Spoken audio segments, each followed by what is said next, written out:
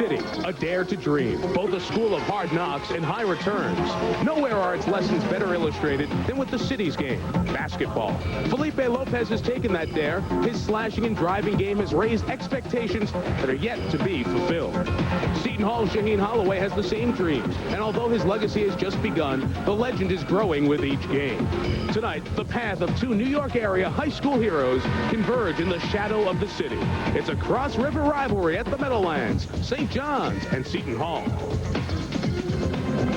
Bragging rights on the line tonight in this local battle, and also St. John's trying to get to 500. Seton Hall trying to send its seniors home on senior night with a good taste in their mouth. With Clark Kellogg, Mike Tirico. Felipe Lopez, National High School Player of the Year a few years ago. The term bust gets associated with his name so often. That's a tough tag to put on somebody who's scoring 17 points per game in his college career. You're exactly right. Before he got to college, the well-intended but overdone hype set Felipe Lopez up for the perception of failure, when in fact the reality is he's a pretty darn good college basketball player. There's still room for improvement, but what he does well is take you off the dribble. Here he is, shaking up a defender and finding an open teammate.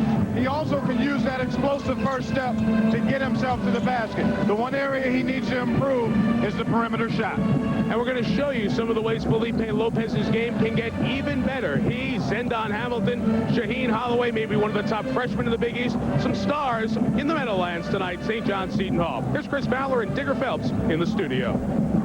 Fellas, thank you. We're going to be busy tonight watching the big monitor wall. A lot of very important games. There are so many hopefuls, so few sure things still in the NCAA tournament there. Well, Chris, big bubble night. We take a look at the Big Ten. We got Minnesota and Michigan. We've got Iowa at Wisconsin. Then we go down to Southeastern Conference. Vandy at South Carolina. Conference USA. You've got North Carolina, Charlotte, one of those bubble teams playing at Louisville. Big bubble night as we get ready before March Madness. And we'll track all of those games from the studio. Then game number 2 tonight. Not a bubble game, but an important game in the ACC. Carolina tries to complete a perfect month of February and sweep the Clemson Tigers. Should be a lot of fun from Littlejohn at 9 o'clock Eastern time. But it's back to the Big East for the tip-off. Holloway, Lopez, the Johnnies, and the Pirates. We'll see you back here at halftime. Starting Thursday for 3 days only, don't miss the incredible open box sale at Nobody Beats the Wiz. 10 to 60% off every box already open for any reason. All brands, new and demos, thousands of prices slash. Save 10 to 60% off every open box. Big screen TVs, computers, audio systems, speakers, camcorders, telephones. If it's an open box, the price is cut. Really cut. For 3 days only. I'll take this one. Our greatest open box sale ever ends Saturday at Nobody Beats the Wiz. Where can you find under one roof over 10 championship golf courses like Pebble Beach? At Baja Country Club. Fast pitch baseball, slow pitch softball at Baja Country Club. A large game room with baseball, basketball, hockey, racing. Even a full kitchen with mouth-watering delights and main events from all over the country, seen on 70 TVs. Get in on all the action at Baja Country Club on South Denton Avenue, New Hyde Park, the ultimate sports club and bar. Hello, Valerie. It's your mother. We were supposed to meet with the wedding planner today. Valerie, it's Mom. Are you all right? Rich says you're not returning his messages. Call me. Okay, Valerie, I've called the police and several of your ex-boyfriends. Where are you? For the first time ever, Isuzu is offering up to $1,500 cash back on rodeos. So it's easier than ever to get away from it all. But make sure you let your loved ones know where you're headed first. Look, you don't have to be in love. That comes later.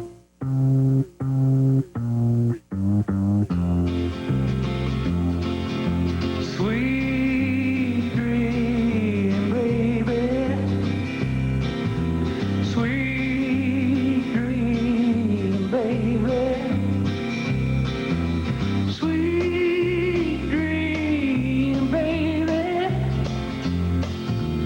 How long must I? Sweet dreams from Doubletree.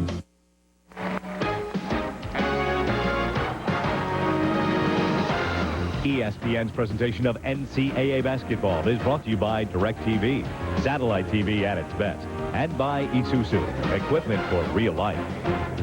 Ladies and gentlemen, the Seton Hall Class Senior night at the Meadowlands. Bayonne Tatey, John Yablonsky, who was a former walk-on, finally earned a scholarship among the 3 players along with the manager. Honored on senior night for their contributions to the Seton Hall program in the ceremony before the game. Time to check our DoubleTree starting lineups. First, for the Red Storm of St. John's, who have won 3 of their last 4 after losing 6 straight. Zendon Hamilton, 8th in the Big East in points per game, 2nd in the Big East in rebounds per game at 9.1. That's Fran Frascilla's starting lineup. It's been the same starting lineup all season long. For Seton Hall and coach George Blaney, he starts 3 guards, including Rimas Kaukinis, the 6'4" freshman out of Lithuania. Bayonne Tatey's the senior up front starting along with Dwayne Jordan. The big men for Seton Hall have struggled and have been injured throughout the year. Clark, there is Shaheen Holloway. First chance for us to get a look at him in person. We've seen him on TV, and we like what we see. He's got a lot of shake in his game, or plenty of jam on that toast, however you want to look at it. But this is a guy that is excellent with the basketball, can shake you up and score, as well as find openings for teammates. 4th in the Big East Conference in scoring. That's 17.4 per game. And there is Felipe Lopez, 6'6" junior who knows how to score points. It's how he scores them. We'll be looking at that as the game goes along. Seton Hall and White, they win the tip. The possession arrow next time will go to St. John's, and we're underway at the Meadowlands. Holloway and Sanders, those are the 2 guards that have done the most scoring damage for Seton Hall this entire year. Holloway watched by Tariq Turner, and there's Rimas Kaukinis taking the first shot of the game.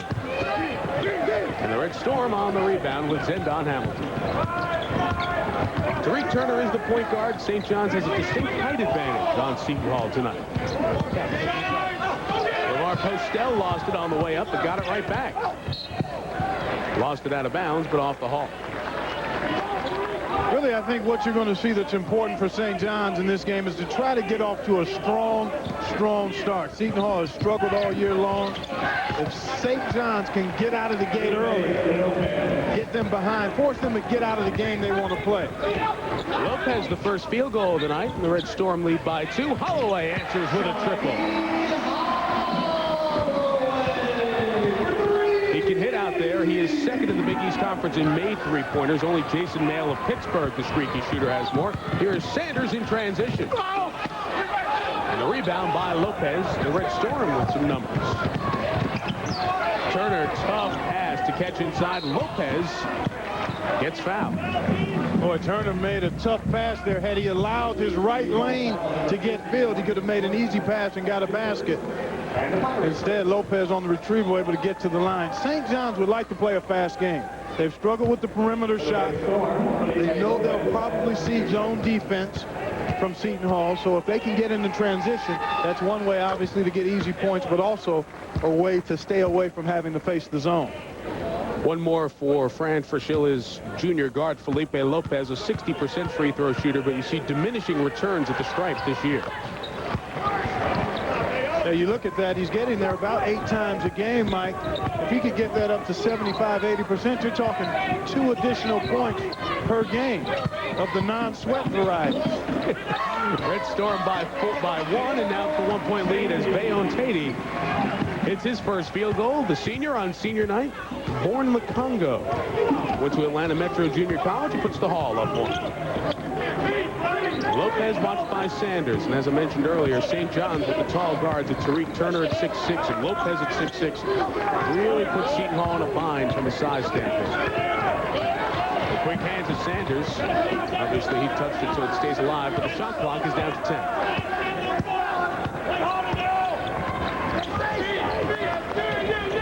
They shut the lane off for Lopez. Turner, air ball, and that's a shot clock violation, incorrectly called by Tim Higgins.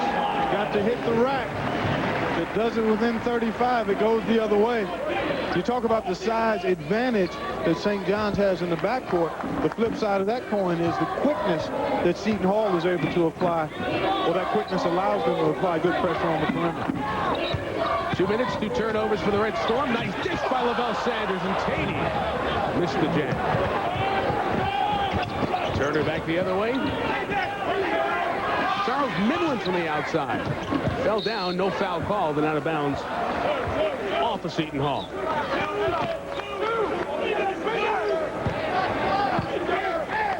Excellent penetration by Sanders. Nice lead. And Tatey unable to palm the ball. You could see him lose control of it as he tried to cuff it for the punt.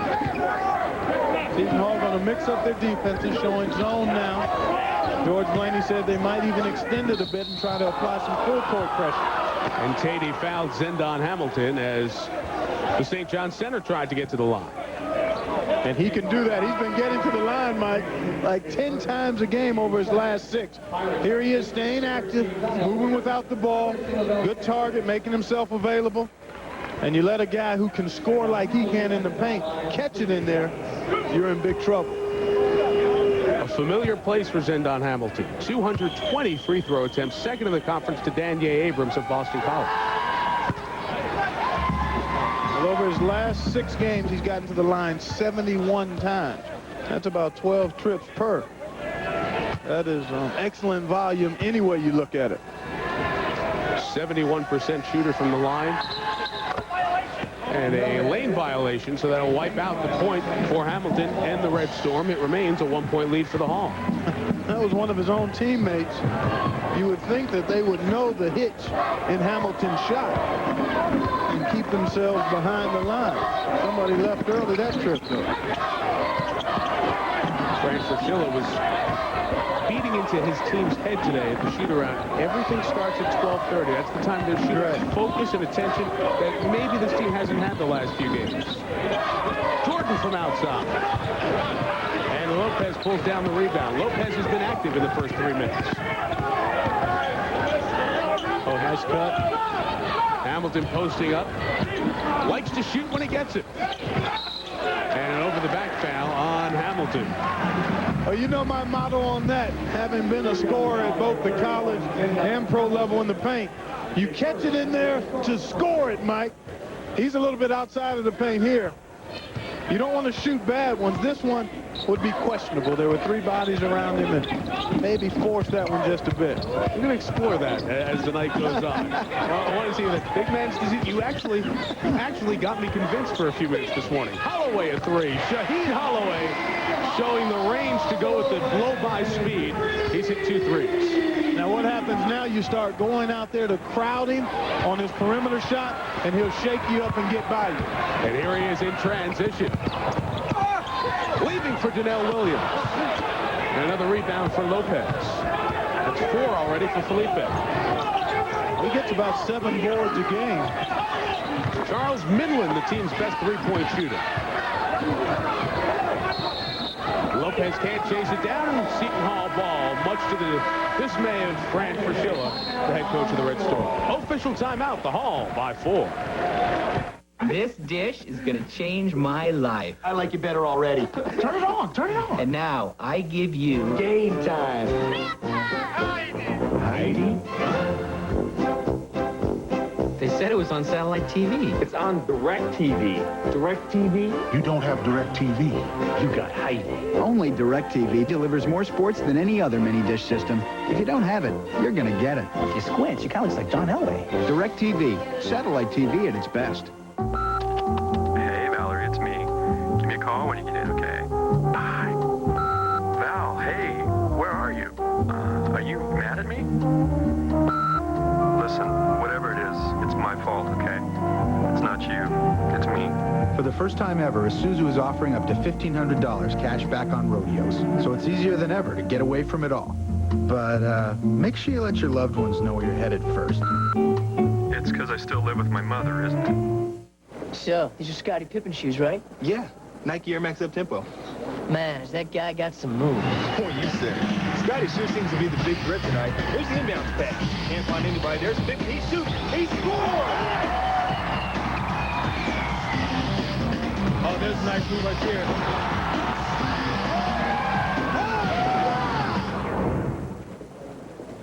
Grab him up. Nobody gets you closer to the game than Foot Locker, where it all begins. A couple of threes for freshman Shaheed Holloway, and Seton Hall has a 4-point lead on St. John's. 4 minutes and 11 seconds in. Looking at Felipe Lopez, I think he's a jump shot away, a consistent jump shot away from being an outstanding player. One of the things we point out here is how he keeps the ball in the palm of his hand, which forces sometimes a casting motion. Right. Boy, it feels great to squeeze the orange a little bit. But the thing that you want to see in a shooter, you want to have a little room between the ball and your palm so you get a release like that as opposed to a throwing motion.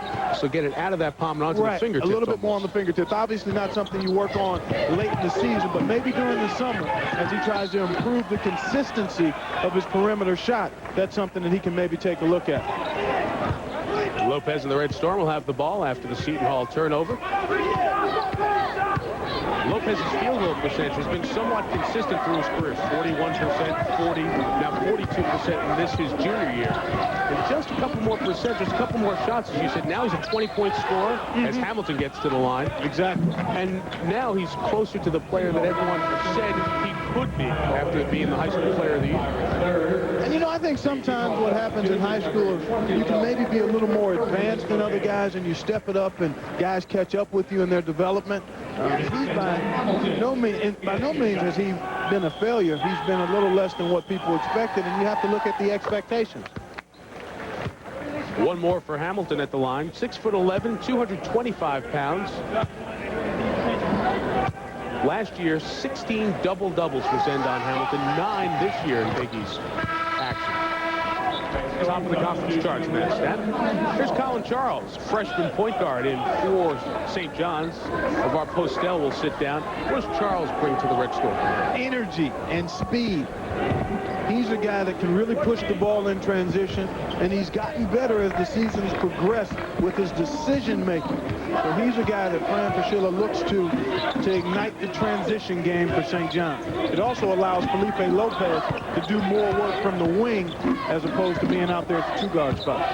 Now on the defensive end, Donnell Williams over Lopez. Hamilton goes up for the rebound. Holloway was thinking the steal, and you see what we're talking about. Charles changes the tempo.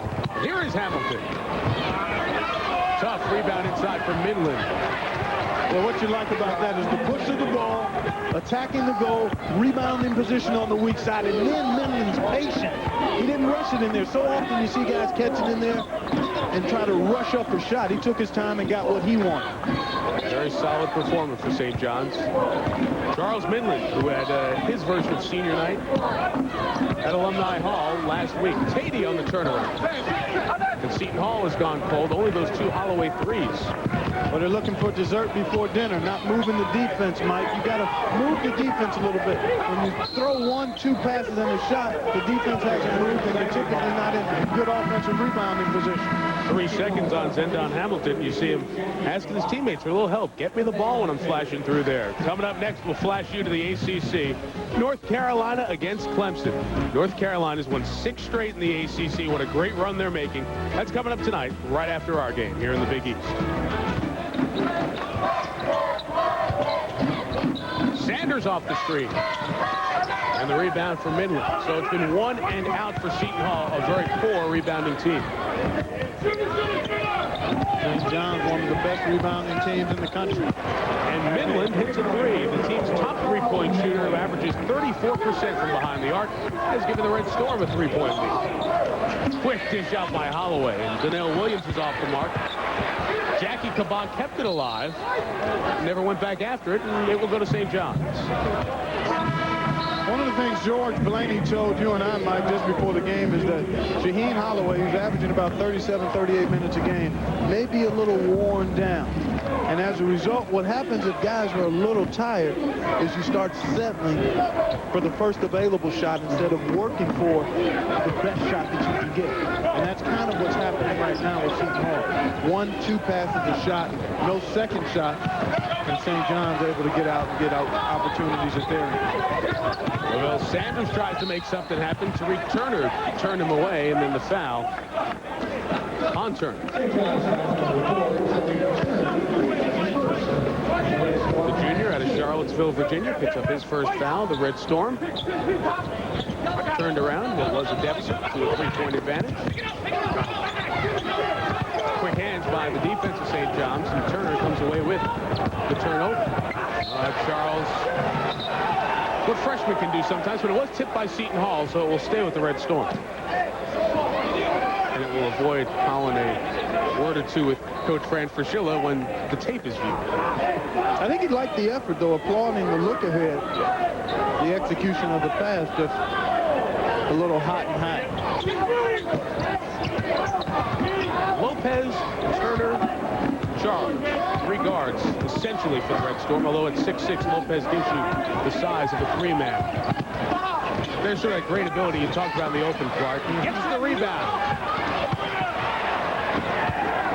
More white shirts than red here from the Hall. Sanders pass turn. Nice dump count, and Jackie Kaba had it swatted away by Midland. Back in the game, receive goal number 40, May on team. He replaces Dwayne Jordan. Felipe Lopez getting into the paint. Would have been nice to go to the left hand there, shot it across his body, and then kind of rush this one, anticipating contact in there. You saw Bayon Tatey check back in, got right to the hole, but deterred. Charles takes it all the way. The freshman out of Toronto, Colin Charles, his first hoop of the game. The Red Storm lead by 5. Well, that has been the offense for the Red Storm. 1 Bayon Tatey hoop and 3 threes for Shaheen Holloway. Well, Seton Hall shoots 23 three-point shots a game.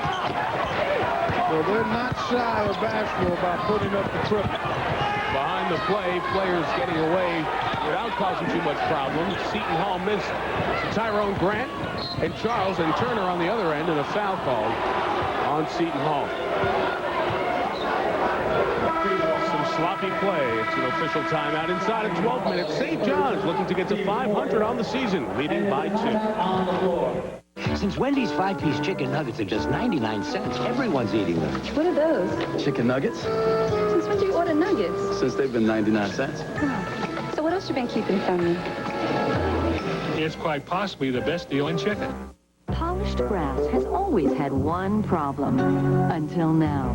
Delta introduces Brilliance, the extraordinary new polished brass finish that's guaranteed to shine for life. New Brilliance from Delta, the faucet.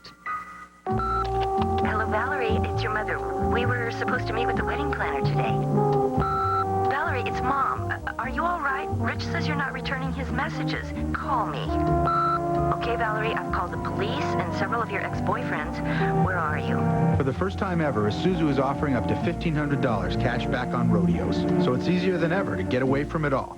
But make sure you let your loved ones know where you're headed first. Look, you don't have to be in love. That comes later. Any ideas? Yeah. My new mini dish. Hey, kids, do you want to see a movie? What movie do you want to see?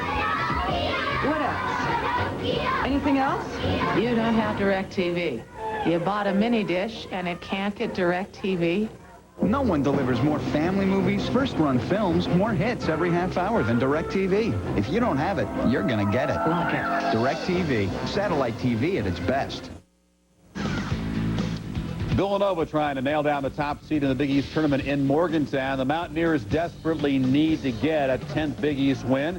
Off the pressure here, Adrian Pledger, the steal, and the finish, and it's the Mountaineers by a deuce. Mike Clark. Chris, Morgantown, a very, very tough place to play, and as you said, an essential game for the Mountaineers' hopes. You feel like you're saying the same thing over and over with a lot of teams, but it's true the last couple of weeks. You got that right. Well, it has been only Holloway for Seton Hall. 9 of the 11 points, and they're a steal off the inbound. Nice bounce for Lavelle Sanders, and the junior will go to the line after hitting the deck.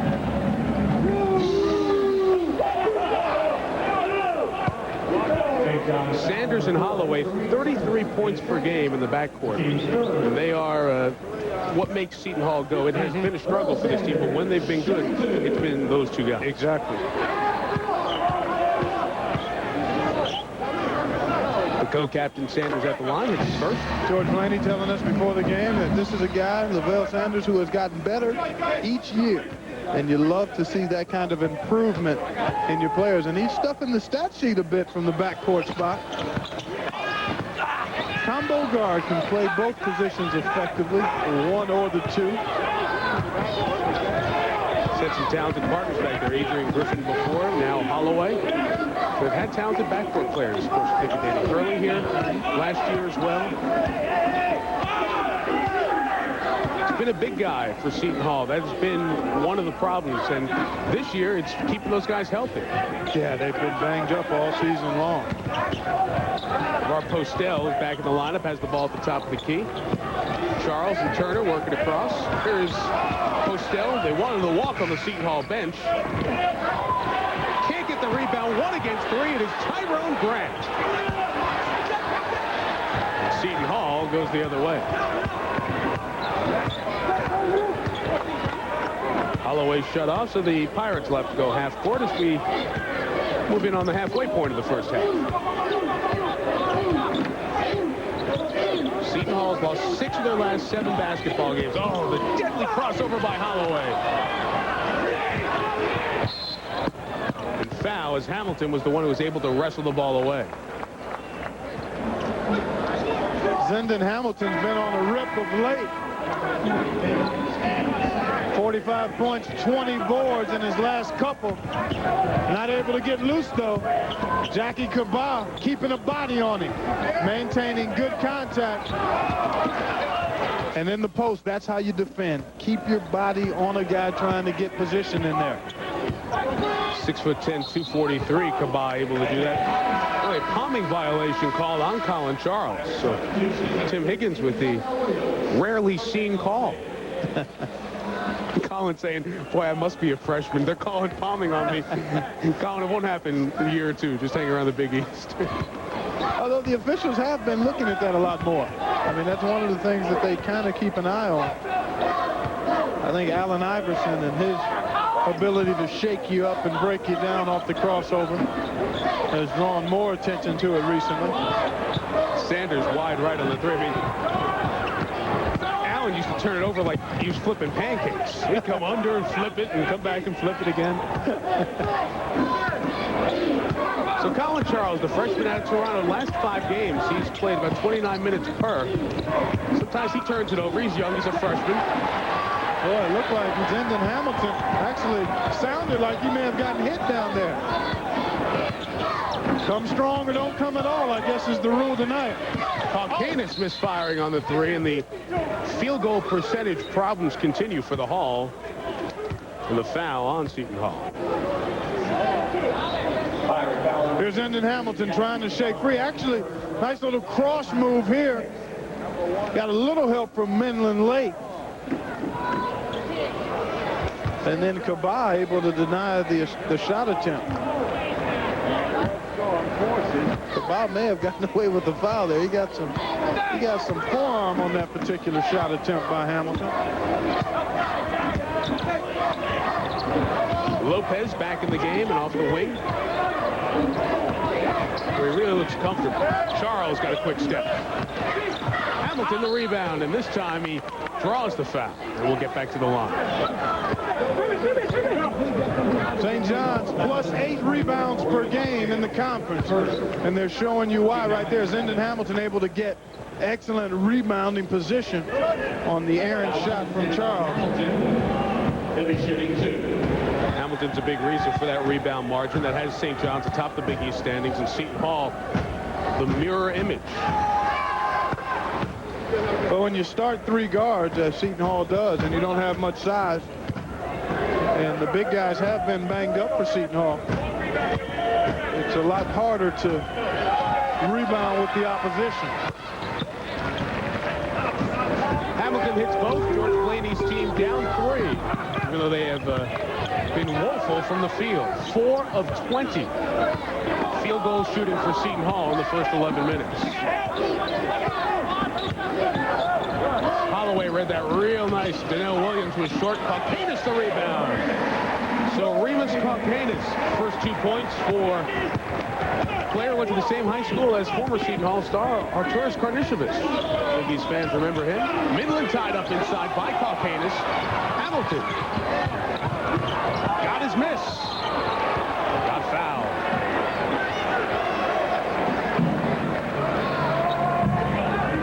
The one thing about Hamilton, on a team that is floating around 500, both teams teams are not exactly playing a great game right now. He is trying every time up the court. Exactly. He's working as you look at the rebounding difference. Plus 14 already. And yet that's not showing up on the scoreboard. I mean, St. John's only up 1. They are getting a few more shots, and they are getting to the foul line, but the production just isn't there for that type of domination on the glass. Clark Kellogg, Mike Tirico, good to have you with us here at the Meadowlands in East Rutherford, New Jersey. St. John's trying to get to 500, hoping to keep their postseason hopes alive, NIT hopes. But even more importantly, when St. John's and Seton Hall play basketball, it's a lot of guys who you see during the summer and on the playgrounds in New York and in the Jersey area. So there's a lot of meaning to this game for players on the floor. Shaheen Holloway, one of the stud freshmen in the Big East Conference this year. Remus Karpanis. Lopez had it taken away by Sanders. That's 3 for Sanders.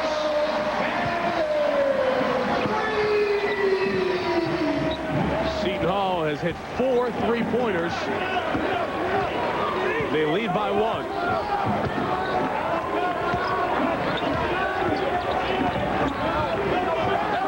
Sanders way out on Lopez. Trying to take away that drive. Hamilton obviously wanted the foul, but was a little out of control. And the Hall back the other way. Donnell Williams, nice dunk down to Kabah. Jackie again.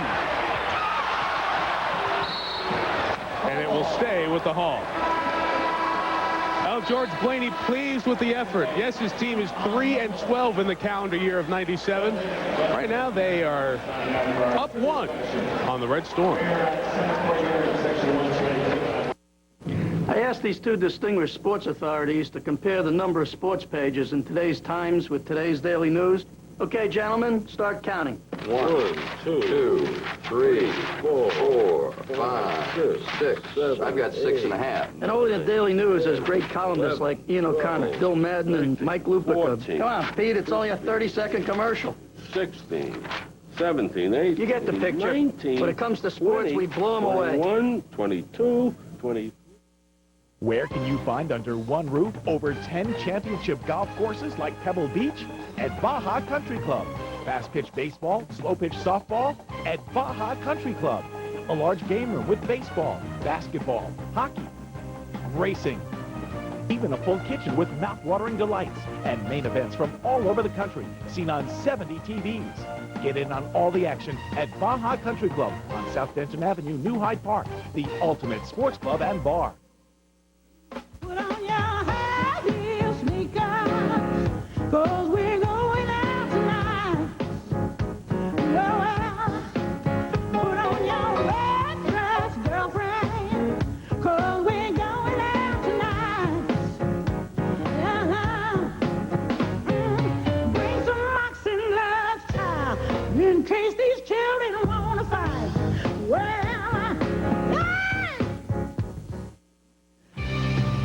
Well, in Morgantown, the Mountaineers are playing with that sense of urgency. Sheldon Jefferson gets the steal. He feeds Adrian Pledger, who's off to the hot start. A 10-0 Mountaineer run has them up by 8 over Nova, guys. Chris, a Mountaineer win, and it would be 10 for them in the conference. They could end up with second place in their portion of the Big East or third place. Clark, speak the numbers to me. What makes sense out of all this? The game within the game, you see St. John's dominating the free throws and rebounding, but look, +6 in the turnovers and in the three-point shooting. So that's why this game is as close as it is right now. They went right back to Jackie Kabah, who, after the miss, picked up the personal foul. Coming up tomorrow, we continue the stretch drive in the conferences. In the ACC, Maryland at Duke. Crucial conference game for both teams, seeding for the ACC tournament and the NCAA tournament as well. At 9:30 Eastern, Cincinnati travels to Marquette. Big game for the Golden Eagles postseason hopes. Tomorrow night, college basketball on ESPN, and of course, championship week starts Saturday. Well, Duke is probably ready to get back on the court after last weekend's loss at UCLA. Maryland has hit a bit of a tough stretch here, having lost 5 of their last 8. Lopez perfect at the line. He has 6. Red Storm back on top, 18-17. St. John's with a victory tonight will cement the 10 seed in the Big East tournament. Will be the first team that will actually know the seeding of. Caucanis, quick first step. Remus Caucanis showing you something you may not have expected out of the Lithuanian 6'4" freshman. I think he caught the Red Storm defenders off guard as well. Lopez from deep. He is a 24% three-point shooter, but been on for almost everything tonight. St. John's back on top. As the pace picks up a little bit. Janelle Williams working on Minland. Lopez came over for a little help and got the rebound.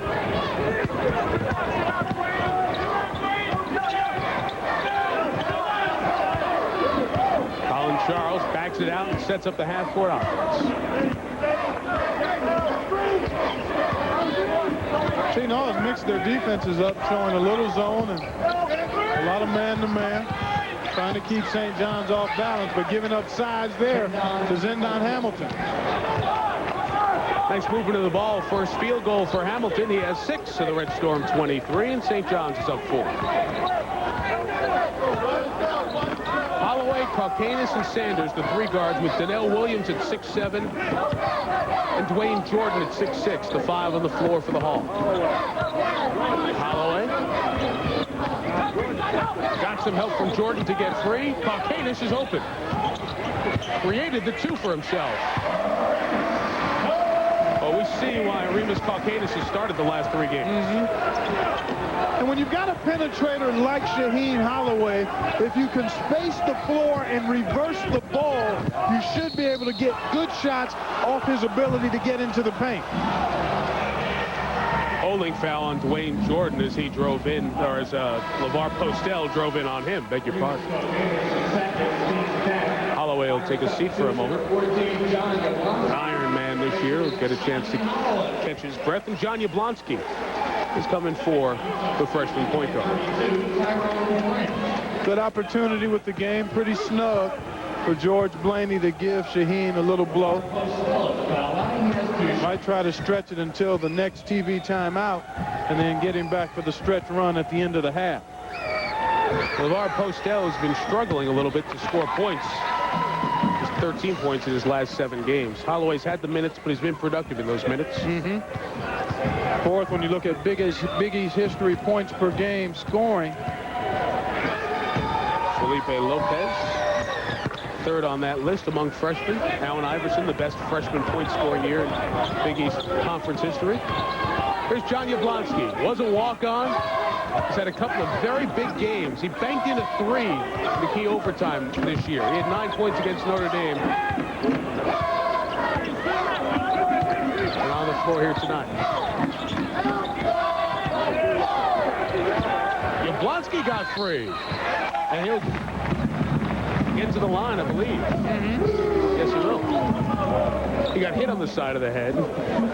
The official was pointing to his head. I said, can't be charged. Come on. Felipe Lopez, 9 points of the St. John's 24. And he joins an elite group in Red Storm history over his 2 magic marks.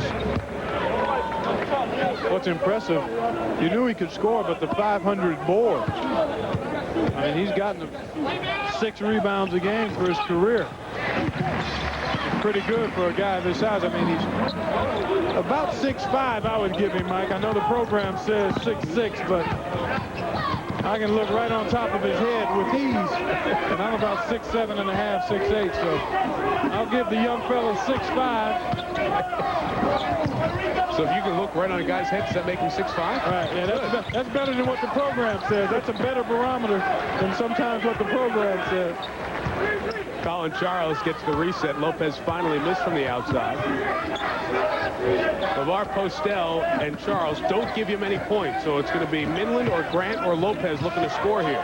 Lopez, nice cut. Oh, and a great block by Dwayne Jordan, who got up. Get it out!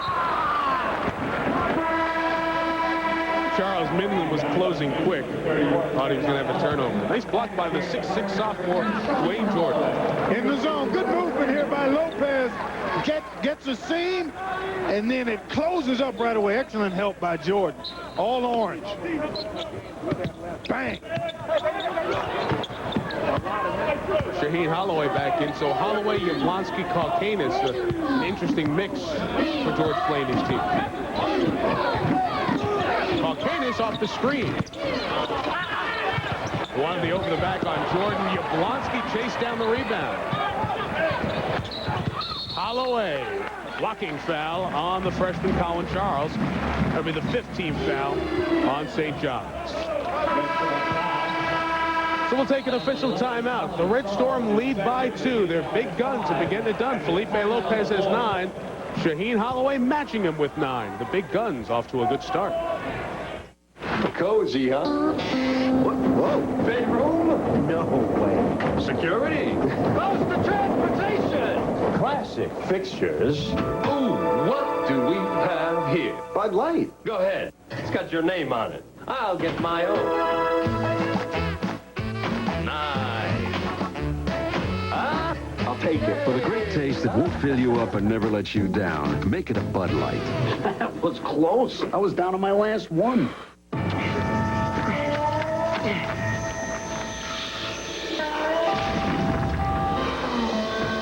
What now? You're using the wrong tool. Ford F-Series with the world's only standard third door. And available new 5.4-liter Triton V8 for even more torque and horsepower. Now you got all your holes dug, huh? The new Ford F-Series, built Ford tough. So, where do you want this? Hey now, I ordered a new copier. This is better than new, my friend. Allow me to demonstrate. Oh, what do we have here? Wow. Enlarges, too. Even collates. I'll take it. For the great taste that won't fill you up and never let you down, make it a Bud Light. That was close. I didn't think I could shove this baby through. It's St. John's leading Seton Hall by 2 with inside of 4 minutes left. We talk about Felipe Lopez and the art of shooting the outside shot. Well, here he's got good balance, good control here. The ball's still a little deep in his palm. This is actually one of the best times to shoot the 3 in transition. Follow through is pretty good, and this one actually found the bottom of the net. But again, when you talk about consistency in shooting, you want to have the same form, follow through, and release. And I think when he's got it in that palm, that affects his ability to consistently get the proper arch, rotation, and follow through on his perimeter shot. Quick foul on Postel. Can you work at becoming a better outside without shooter? a doubt. Without a doubt. You think a guy, Scottie Pippen at the pro level, Michael Jordan even at the pro level, he was not as efficient and consistent a jump shooter as he is today. I mean, that is a major weapon now in his game. A number of other guys that you can think about that have actually gotten better. Karl Malone is a guy who got better. Magic Johnson, even though his shot looked awkward and funny, he became a much better perimeter shooter. It's something that has to be worked on during your off season. They'll reset the clock off the kick. And Lopez has shown, Fran Fraschilla told us, the desire to work really hard at everything. And they've asked him to do a lot on the defensive end. Rebounding has been a big factor. Well, Mike, you think about the expectations, the things that have been written in this media microscope of New York and New Jersey area. Shaheen Holloway hits another 3. And we talk about how he's been a good player, but how he's handled the perceived failure. Right. People have perceived that he's been a bust, and yet he's been able to handle that with grace and competitive spirit, and that says an awful lot about his upbringing and his character. Right now his team is down 1. The nice look inside, lost on the way up by Lopez, but he'll go to the free throw line. It's been quite a first half for Shaheen Holloway as well. 4 3-pointers, equaling the pace set by Lopez and the Red Storm. Here you see Felipe Lopez finding a hole in that zone defense of Seton Hall. Gets a nice entry pass and is able to draw a foul. Felipe Lopez leading the 2 shots. So 2 for Felipe at the line. Nothing wrong with that one. No. Great rotation, up and over. mentioned Fran Fraschilla. He could not say enough nice things about Lopez, how he has been not surprised, but I'm really pleased to walk away with some solid investment of time put in by Hamilton and Lopez. And this is a team that you get the feeling when you're around them it's going to get better. Holloway. He couldn't hit his fifth. Yablonsky couldn't hit the rebound, and Hamilton comes away with it. St. John's a 1-point lead. Postel trying to create some offense. Hamilton went over the back on his own teammate, Lopez. And he got the second chance. Persistence pays. That's just a matter of tenacity, desire, and quickness to the ball. Holding foul on Colin Charles of the Red Storm. On Friday night, 8:30 Eastern, ESPN's Emmy Award-winning series, Outside the Lines, will commemorate the 50th anniversary of Jackie Robinson breaking Major League Baseball's color barrier. Bob Lee, the host, the Reverend Jesse Jackson, one of the integral guests on the show. And then at 9:30 Eastern, it's an ESPN Town Meeting, Sports in Black and White. ABC Nightlines' Ted Koppel hosting a forum that will look at racism in today's world of sports. It begins Friday night at 8:30 Eastern. And in the office last night, some of the people working on it told me that you will tear up. You have some emotion in your body watching that show. You watch the recollections of some of the great major leaguers about Jackie Robinson. Of course, it was announced today that April 15th, the same city of Fran Fraschilla calls home New York City when the Mets have a home game against the Dodgers. President Clinton will be at that game as they honor the 50th anniversary of Jackie Robinson's first major league game, and you can see that Dodger-Mets game on ESPN. Very impressive segue there, partner. I'm a New Yorker. I'm a Queens guy, so it's real easy. It's in my lap. Yeah, you packed a bunch of stuff in that little excerpt. It should be a wonderful evening on Friday. Chudney Gray is in the game for the first time. Freshman at the same high school as Felipe Lopez, Rice High School. Postel, nice feed inside, and Midland couldn't get it to go. Janelle Williams snatches the rebound. The Hall looks for the lead inside of 2 minutes. Seton Hall is 27, Shaheen Holloway 14 of them. Yablonsky, who's seen a lot of minutes here, the senior. Lavelle Sanders, NBA length triple. Holloway the rebound.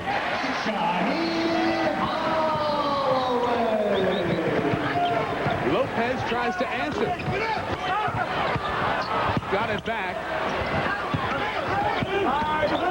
Chudney Gray will bring it back out.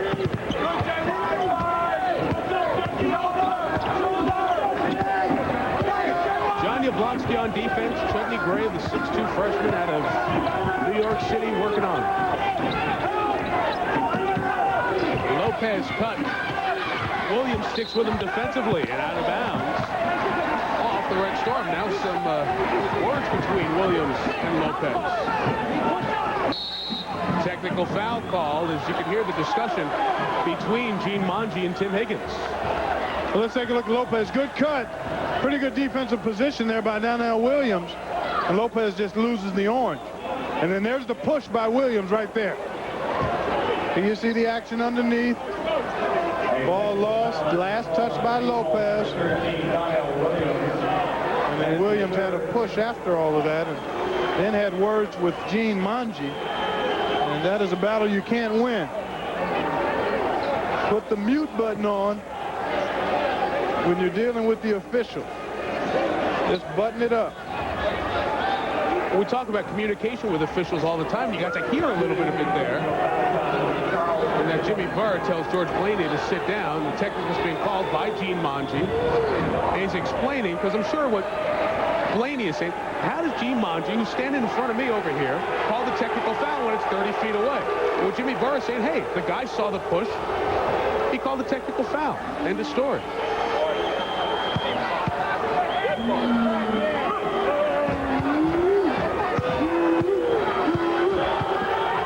Charles Midland will take the tees, and he's the team's best free throw shooter at 78%. So Donnell Williams cooling down a bit, simmering on the Seton Hall sideline.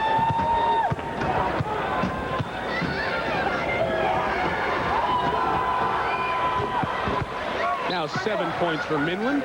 It's a 1-point St. John's lead. And coming up, it's the Delta Faucet halftime report with Chris Fowler and Digger Phelps. Highlights of that important game in the Big East as Villanova tries to earn the 1 seed for the Big East tournament. Big game in the A-10 for Rhode Island against George Washington and the pro stuff as well. Chris and Digger, the Delta Faucet halftime report. Tough times for George Blaney and the Seton Hall Pirates. I mentioned they've lost 6 of their last 7. 4 years ago, this program was at the top of the Big East. They have struggled. They have Holloway. They have Sanders. They've had the little guys. The big guys just have not been able to put it together. Right. They need a guy who can finish, who can take advantage of some of that excellent penetration by Holloway and make plays in the paint area.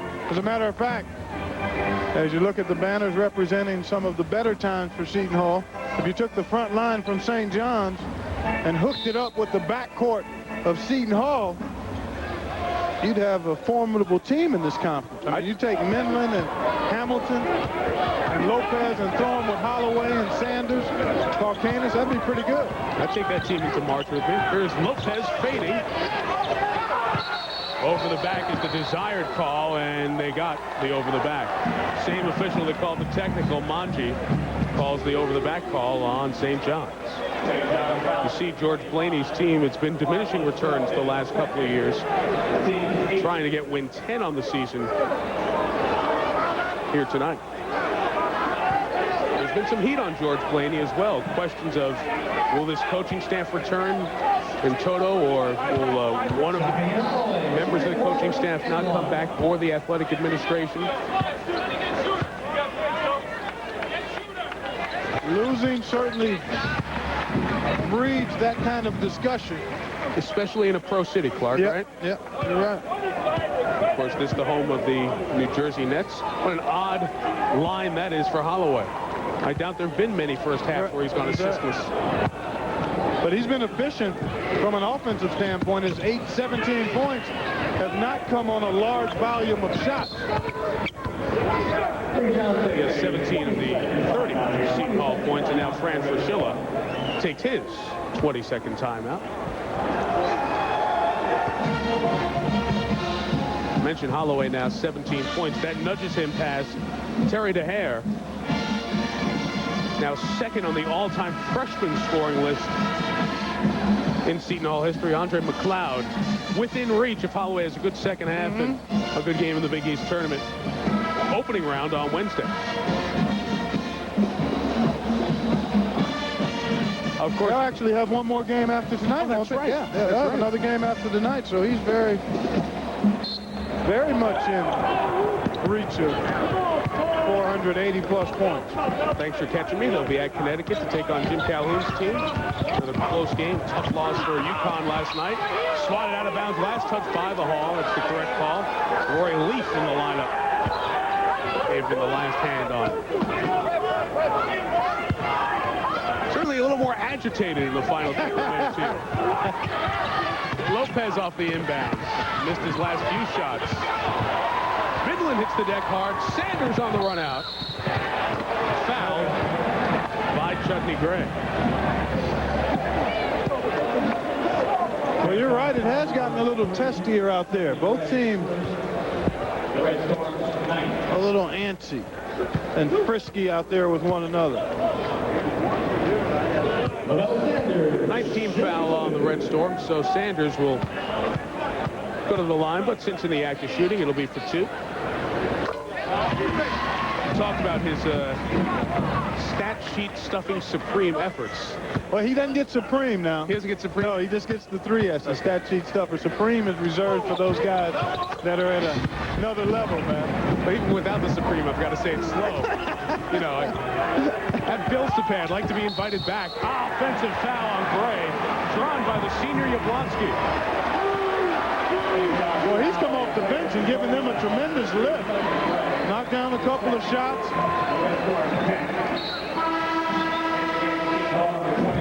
Anticipating the dribble. Got that chicken wing out, did Gray. Got that little chicken wing out. You got to keep that thing close to your body if you're going to use that off arm when you're dribbling. If you get it extended away from your body right in view of the official, that's an offensive foul that will be called. On senior night, the one-time walk-on who earned a scholarship, Yablonsky. Some hustle moments, some solid minutes. Shot clock is off. Marquinez, NBA triple. A little time for the Red Storm. Quite a first half for Shaheen Holloway, who averages 17 points a game. He's second in the Big East in assists. Doesn't have an assist yet tonight. Felipe Lopez, a hot start.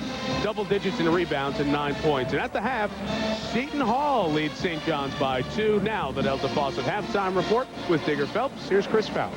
Well, Mike, you as a native New Yorker, I'm a transplanted New Yorker. St. John's, this is an important game. They'd like to get to 500 because they are one of 6 teams in New York City that has a losing record right now. Manhattan, Fordham, Columbia, St. Francis, and Wagner. Only LIU out of the city in Division I has a winning record. Chris, you're not a transplant New Yorker. You're so Colorado, it's ridiculous. In New York, let me tell you, these two teams, next week, you watch. Don't forget, Seton Hall's the team that knocked off Providence when Providence went on that big run, and St. John's can beat people. So these teams will be the spoilers next week in the Big East tournament. And coming up on our Delta Faucet halftime report, you will tell us who's going to win the Big East tournament. You will tell us which coach is going to be fired.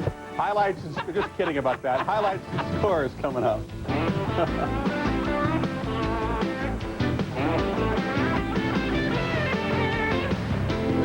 ESPN's presentation of NCAA basketball is brought to you by Ford and your Ford dealer. Have you driven a Ford lately? And by Nike, who encourages you to participate in the lives of America's youth.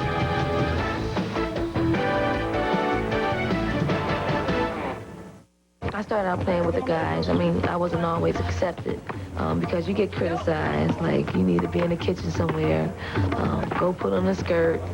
And I was going to show them that I belong here as well as they do.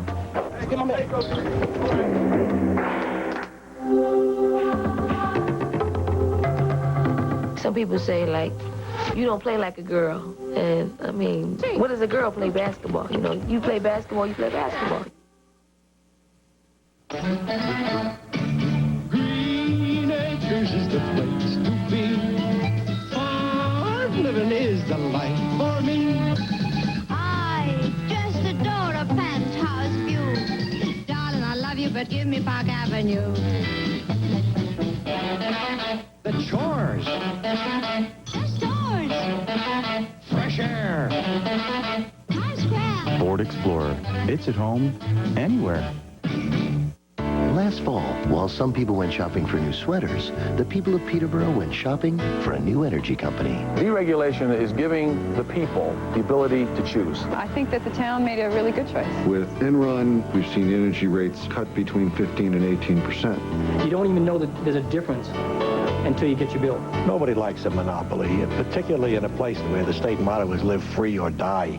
You can choose your neighbors, and soon you may choose your energy company, Enron. My biggest asset's my people. They're experts in solving your problem. This is Ron Camerata, Federated Store Manager. He's been in the parts business 31 years. Federated has quality products, quality people, and we're very competitive. Customers call, they ask your advice, they ask your help for things. That's part of being a store manager. And that's rewarding because they know that you've gone out of your way to give them what they need. When you want the best parts and expert advice, go to your Federated Auto Parts store. Halftime at the Meadowlands. Despite a good first half by Felipe Lopez, it's the Pirates by 2 over the Red Storm.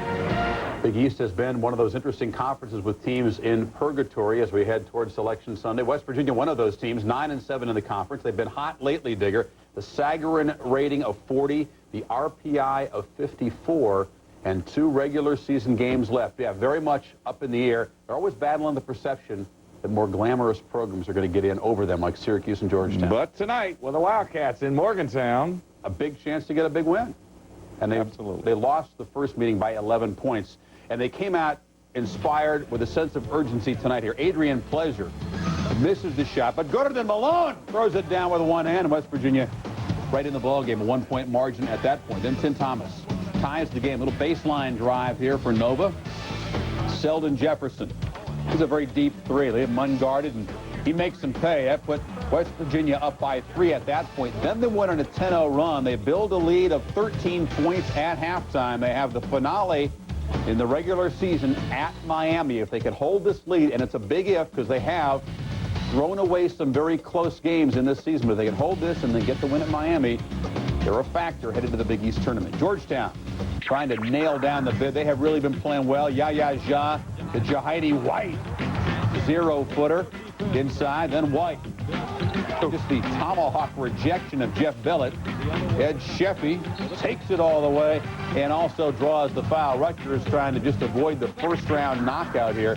Hoya's really playing well. Well, believe me, Chris, when they show up next week in New York City, John Thompson, Victor Page, and the rest of the Georgetown Hoyas, that's the team to beat. That's the team I picked to win the Big East tournament. Team to beat. They've lost 3 of the top 30 picks in the NBA draft. John Thompson, I think he should be Big East Coach of the Year. Down in the SEC, Georgia trying to get their 20th win of the season, an 8-point lead at Florida. Eddie Shannon, 7 points for the Gators, but it's 11 points by Ray Harrison that has the Dogs in front. Game 2 to the ACC. Carolina on fire. 7 straight wins. Perfect this month. Clemson, frankly, struggling a bit. They're seeing their NCAA seeding slide a little bit. They would love to get payback against the Tar Heels at 9 o'clock Eastern time. Now let's talk about the Mid-American Conference. In years past, the MAC fans can make a case they deserve to get 2 teams in the tournament. I don't think that's going to happen this year, but the question I have for you, Bowling Green, regular season champ, leaders in this conference, if they don't win the conference tournament, do they get in? I don't think their power ranking is strong enough for them to get in. Don't forget, last year, Eastern Michigan won. They win a first-round game over Duke. Then they lose to UConn. But, Chris, Bowling Green must win the conference tournament. Otherwise, they're going to the NIT. And the winner of the MAC conference tournament gets the bid to go to the NCAA. MAC fans might complain. Bowling Green did beat Purdue, you recall, early in the season. But the RPI of 61 and the fact that they have 4 conference losses does not help them. Meanwhile, Ball State and Miami tonight in the MAC and Miami's home floor. Devin Davis, the dreadlock one with the baseline shot. Early lead for Miami. Dwayne Clemens and blocks the shot here. Finds Bonzi Wells in transition, and Bonzi knows how to finish. More from Wells. Showing the range here. Bonzi, 16 of the first 25 points for Ball State. A huge start. For Ball State, had they called travel. And that's Wally Zerbiak from the corner. 36-31 Miami holding on to that 5-point lead, and Bowling Green, the leaders of the conference, a 10-point lead over Ohio U. We'll keep you posted. More coming up. We'll talk about George Washington and Rhode Island straight ahead. This halftime report is presented by the Delta Faucet Company. Delta, the faucet. Delta introduces Brilliance, the extraordinary new polished brass finish that never tarnishes, even when exposed to salt water. New Brilliance, guaranteed to shine for life. From Delta, the faucet. Test it. Make sure it's all right. Test it. Making sure it's good.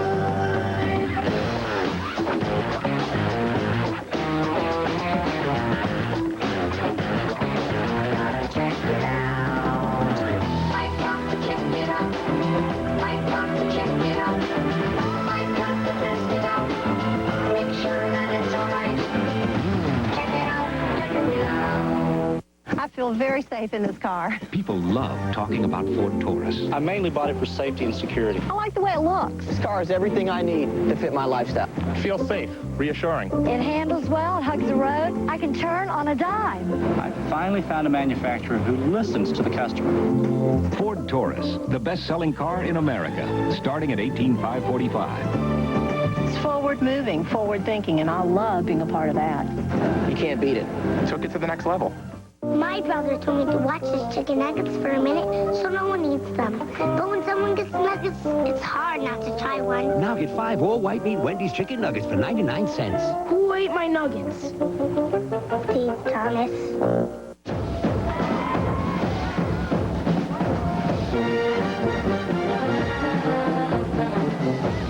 This little celebration is brought to you by the people who've helped so many other people understand and enjoy cellular phones. Radio Shack, America's #1 retailer of cellular phones. Surprised? We're not. We're just happy. Radio Shack, you've got questions, we've got answers. Activate now and get 1 year of free roadside emergency service. And welcome back to our Delta Faucet halftime report. In the Atlantic 10, Rhode Island is certainly a bubble team. Yes, they lost to the Seton Hall team we're watching. They were swept by UMass, but on the plus side, they played a lot of very strong teams close. They've won 4 out of their last 5 games, and they do have 10 wins in the Atlantic 10. But this is an important game tonight against George Washington at home. The Rams could not afford really to lose this game. And in the early going, it's a 7-point deficit, so they got some work to do. Well, when you take a look at Rhode Island, UMass had 2 bad losses last week. One at Dayton, and St. Joe beats them last night by 15. So that really puts Rhode Island back in the picture. The A-10 is going to get 4. Duquesne, Dayton, you're seeing it right now, 22-16. One of those nothing UMass games. beat Rhode Island twice, though, I'll tell you. It's going to be interesting to see the A-10 tournament. Who do you like in the Big South, Digger? The number 3 seed, Big Radford, South. gets by UNC Greensboro to move on. And Asheville, called the team that beat South Carolina early in the regular season, advances by beating Maryland, Baltimore County, the 8 seed. The 4 versus 5 game in that conference, 67-51. Charleston Southern advances on to the next round. In the NBA, Richie Adebayo, a guy you know from Jersey, 4-0, Orlando under him. Good coach, played, good friend of the other guy from New Jersey who does a good job. Oh, Vitale? Yeah, Dick Vitale. All coaches are from New Jersey. In the NHL, Jersey and the Islanders, 2-zip Devils on Long Island in the first period, and the Whalers lead the Blackhawks in the second period. Flyers and Senators, 3-2. A lot of scoring already in the first period. Capitals draw first blood in Toronto. Pizza Hut Player of the Week is coming up.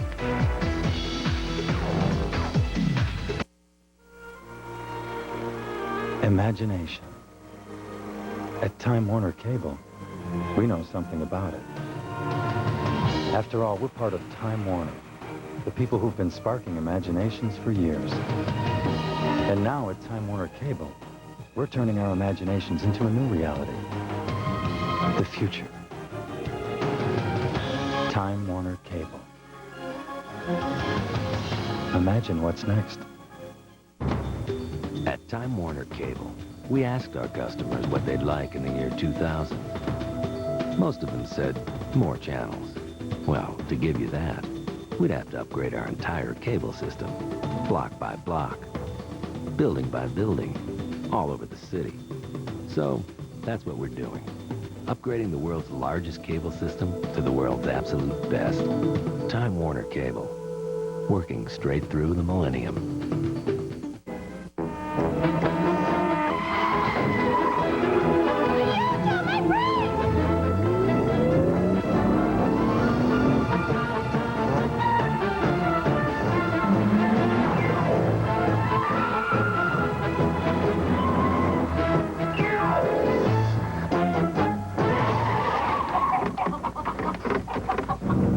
Don't let love pass you by.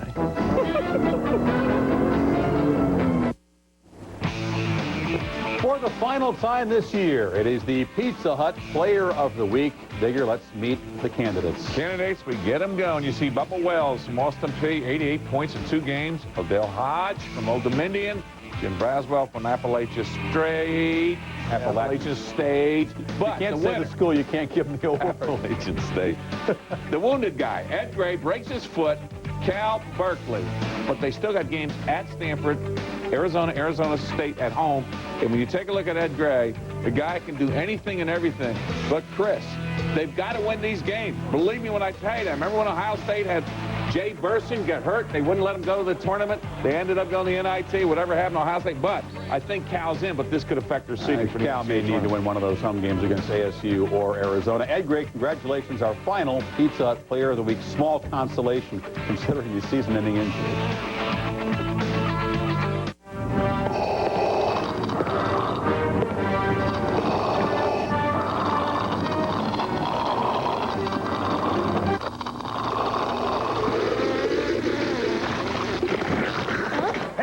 On someone your own size.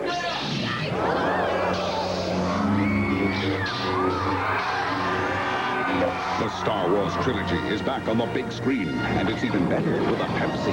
Great effects, man. Yeah.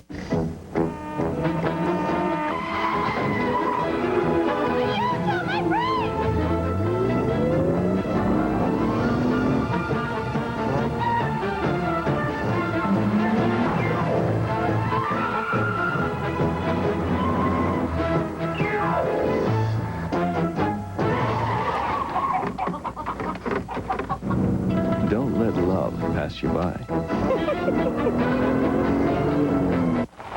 Hey, early again, huh, Frank? I don't say this to many people. But what we do, the job we do, Okay, guys, listen up. is the most important job I can think of. You've got a flight control check. Lewis and Randolph. I mean, there's no such thing as a B-plus mechanic on this airline. Let's do it. Let's go. Everybody knows their job. Everybody's responsible. Anybody, right down to the most junior mechanic, can keep an airplane in this hangar if there's the slightest hint of a problem. You might think, doing a job like this, day in, day out, it'd become routine.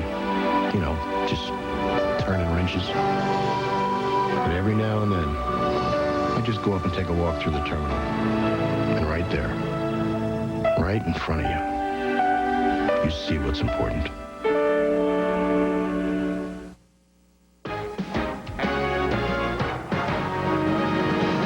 ESPN's presentation of NCAA basketball is brought to you by American Airlines, something special in the air, and by Miller Lite, who reminds you that anything can happen at Miller time. Well, Fran Fraschilla, age 38, can work an official and work the sideline quite hard. Seton Hall leading St. John's at halftime, 32-30. Seton Hall trying to get its 10th win on the season. St. John's trying to get to 13-13 and then win a game in the Big East tournament. What would that mean? I mean, they would be eligible for an NIT berth. Clark Kellogg, the game within a game. You were telling us your formula to see what's happening on the basketball court. Let's look at the numbers from the first half and see how the game within the game kind of tilted Seton Hall's way. Certainly did. You take a look at the three-point shooting, clearly in favor of Seton Hall. Free throw shooting, that's St. John's. Rebounding, hugely in favor of St. John's. But the turnovers. So 2 of the 4 categories belonging to each team. And what you end up with is a close game. Shaheen Holloway had an excellent first half in terms of scoring points, played all but 1 minute. And the freshman guard, who some consider right up there with Tim Thomas, if you're trying to figure out who's the Big East freshman of the year. Holloway had 17 points, and the Seton Hall backcourt has been carrying the load as they have all season. Well, that's the strength of this team. They're perimeter guys. Holloway was outstanding. LaBelle Sanders had a couple of timely three-point baskets, so that's what they do. They shoot the three, 23 attempts a game, and that's how they try to beat you. But this is the guy that makes it happen. Pull up 3 there. Kick out. And another triple. 4 of 5 from back there. 5 of 8 shooting overall in the first half for Holloway. It was a terrible field goal shooting first half for the Red Storm. 7 of 32. They shot 22% from the field.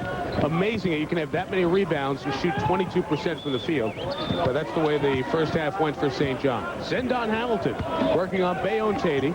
Tariq Turner, the starting 5, has returned for both squads. Lopez, who could be closing in on a career high in rebounds. He had 12 in the first half. His career best is 16. You see, they must do something here. Hamilton doesn't know. An offensive foul before the shot clock violation. Well, that's a tough call, fighting the shot clock. Here you see what's happened. St. John's trailing or leading at the half. Things are much better when they're on top. I don't think Fraschilla knew that it was the foul before the shot clock violation. That is reaction. So they need, for only the second time this year, to come from behind and win this game. To find a way to get eligible for the NIT, you must have an over 500 record to even be considered for the NIT. Then they'd have to do some work on Wednesday at the Big East tournament. Holloway a turnover. It is Tariq Turner. Lost it on the way up. Lost it again, but found Hamilton. And the foul. Oh, boy, he nearly had a turnover on 2 separate occasions, and he could end up with an assist. Well, one of the things you see sometimes with the guards for St. John's, when you got the ball in transition, you want to get to the middle of the floor.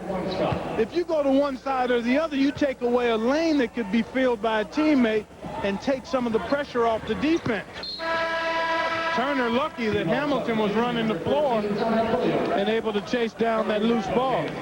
Significantly there for Seton Hall, that was the 4th foul on Remus Kaukanis. So the starter quickly comes out of the lineup.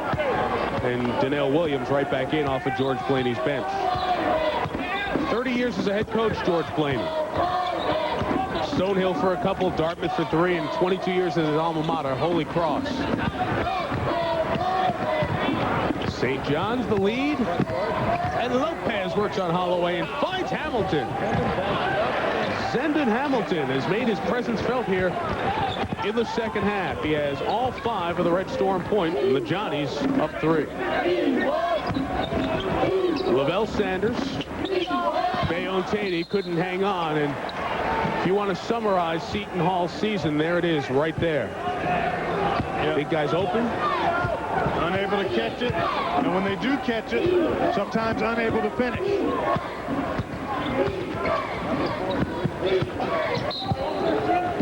Postel's entry pass was knocked away, but out off the hall. 25 left to shoot.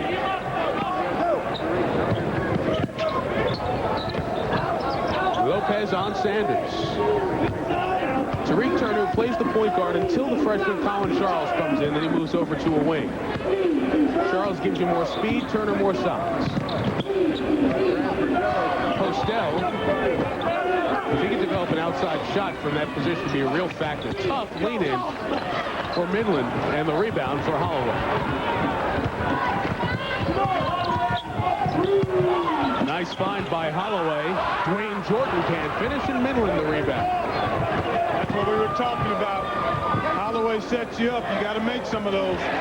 Felipe Lopez knocks down the triple. 15 points now for Lopez. But this is what St. John's wanted to do at the beginning of the game, Mike. Try to establish a lead and put Seton Hall on their heels. 20-second timeout as the Red Storm have scored the first 8 in the first 2:47 of the second half. In transition, no real pressure defensively by Sanders, maybe not expecting Lopez to pull up there. Felipe did with good results. Clark, I maintain that it is almost unfair that people bash him. I understand that he has not exceeded the expectations. The 5-page spread that was in the New York Daily News the day he signed with St. John's. He's a high school kid. How do you know how the game is going to translate to the college level? Exactly. Oh, I agree with you. Sometimes success in high school and the accolades one achieves there don't go over until a guy has a chance to adjust and grow into being a college player. And I think it's unfair sometimes when we expect superstardom right away simply because a guy has excelled at the high school level. Bayonne Tatey right off the inbounds play, and that's something St. John's worked at the shoot-around this morning. And if you were with us during the first half, we mentioned Fran Fraschilla made it very obvious. Focus on that, guys. Focus. Midland will get to the line. This pass that was nearly thrown away luckily ended up in the hands of the senior. Fran Fraschilla, age 38, 13 years as an assistant at Rhode Island, at Ohio U, at Ohio State, and at Providence. He's worked with some good coaches, Rick Barnes, Gary Williams, Danny Nee. See the conference scores go by. Said his approach to shoot-arounds is the middle road between Gary Williams and Rick Barnes. Rick can be quite intense and exacting and demanding in shoot-around. Gary Williams, on the other hand, it's like a more casual, laid-back atmosphere as they go through things. Offensive foul as Midland took an elbow under the chin. Third team foul on Seton Hall. You know, Clark, all year, I mean, the 300 basketball games on both networks would bring up the word shoot-around, and this morning at the shoot-around, explain for the fans at home who were not part of a college basketball program what it is and what purpose it serves to the players. Well, I think the story about shoot-arounds originated in the NBA just to get guys out of the bed during the day when the game wasn't until night. But what you do is walk through the opposing team's best plays, the tendencies they like to do, what you want to try to stop, and focus on your offensive sets, and it gives the guys a chance maybe to work on some individual shooting as well. That's pretty much how most coaches and teams approach the shoot-around. They vary in length anywhere from 35 minutes to some guys going an hour and 15, an hour and 20 minutes. John Yablonski's back in, the senior on senior night, who sees nary a minute, played double-digit minutes in the first half. The turnover kept alive by Postel. Great play by Lopez to keep it alive for Midland. That's a feel and a sense for the game right there. The definitive touch pass by Lopez. It is a 12-2 second half start for the Red Storm. Postel got beat by Sanders. Good help, though, by Lopez. Sanders threw it away. Turner negotiating traffic. Danger zone for Seton Hall here, Mike. Hamilton made himself big. Could not finish. Lopez! St. John's ball. And maybe a break for Seton Hall that they get an official timeout inside 16 minutes. Sense of the game is what Clark called it. The touch pass by Lopez. Charles Midland and the Red Storm off to a big start in the second half. They lead by 8. After a hard day, how many times has this happened to you? Now there's Can Caddy, the new drink holder made especially for your favorite bathroom beverage. Can Caddy. Can Caddy's fun, easy to use, and it sticks to almost any surface. Can Caddy. No more running to the fridge for a replacement. Can Caddy goes anywhere you go, and it comes in 4 designer colors. Can Caddy makes a great gift, not available anywhere. Can Caddy. Can.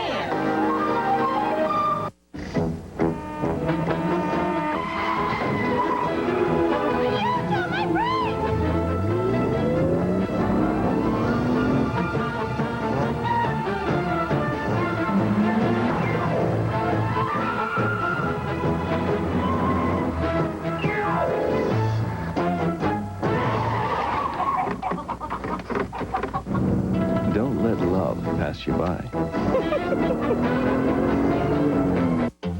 Pizza Hut employee memo number 12, deals. Now that you've gotten the hang of making our new pepperoni pizzas, we're going to really have some fun. I'm afraid to ask. We're going to start cutting deals. Like a used car salesman? We'll probably have to wear pinky rings. The difference is these are good deals. $7.99 for a medium one-top pepperoni and $5 more for the second. So practice up on your sales pitch. How about $7.99 for this beauty? And I'll throw in a second for $5. You were born to sell. In Morgantown, the Mountaineers' Adrian Pledger continues to have a big night. Here we'll get the feed from Damian Owens. Knocks down the shot. This was a 16-point West Virginia lead at one point. Nova trying to tighten it back up, but it's still the Mountaineers by 13, guys. Chris, here it is St. John's leading Seton Hall 42-34. St. John's in the Big East 6th at 7-10, but you see the West Virginia-Villanova, and the reason that game is so important, a West Virginia win tightens up that half of the conference. A Villanova victory, if they rally, they lock down the 1 seed, and Boston College will be the 3 seed. If you don't understand how the seedings go for the tournament, the best first-place record in each half of the conference is the 1. The other first-place team is the 2. Holloway the steal, and Seton Hall needs something to happen, and big guy chasing a little guy, and Hamilton couldn't get out of the way of Holloway.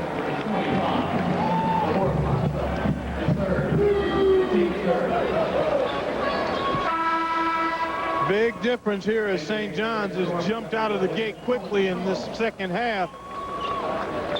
Shaheen Holloway has done nothing, and Seton Hall has only been able to score 2 points. So they'll look to him to try to ignite them offensively. Yablonski got around everyone, couldn't finish, and Hamilton the rebound. Real tough when you have a guy who's played 91 minutes all season trying to challenge seniors and juniors. Midland was short. Sanders there for the rebound for the Seton Hall Pirates. Thought about the 3, got closer. It's a returner, the rebound. Nobody stopped the ball, and Tariq Turner goes baseline to goal. Good call, Mike. We got to contain the dribbler first. Seton Hall never did. And this is just what St. John's wanted, a chance to get a lead, force Seton Hall to sense a little bit of urgency and maybe panic and start rushing, and then be able to control the boards and maybe get out in transition. Sanders the 3. 11th possession, second field goal of the second half for the Hall. Back within 7.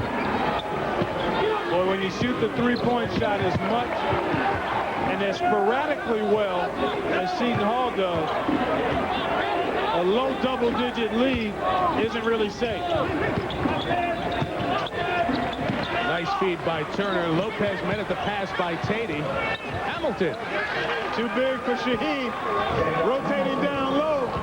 The little fella could only look up.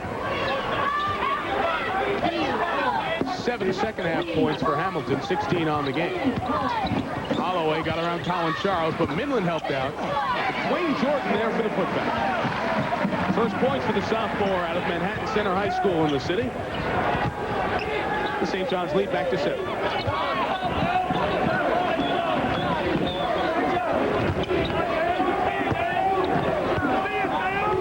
Colin Charles, the freshman point guard out of Toronto, Canada. Lopez turned away a bit by Sanders. Hamilton couldn't finish, but Minlin gets it back.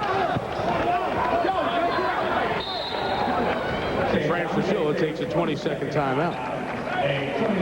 Each team has a 20 left. Hamilton can't believe he couldn't finish.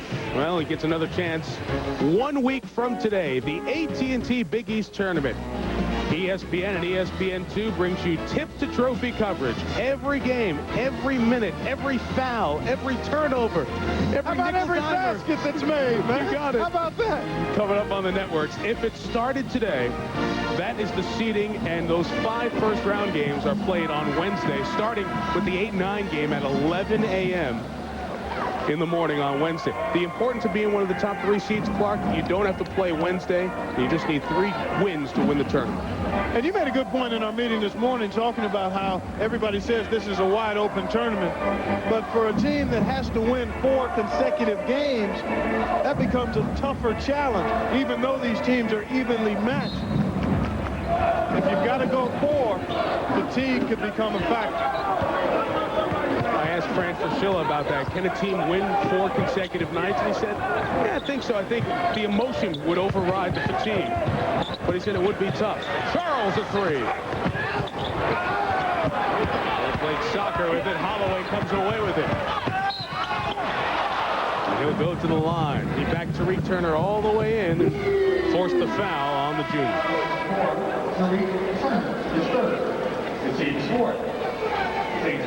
Here's Shaheen coming right at you. One-on-one with the ball.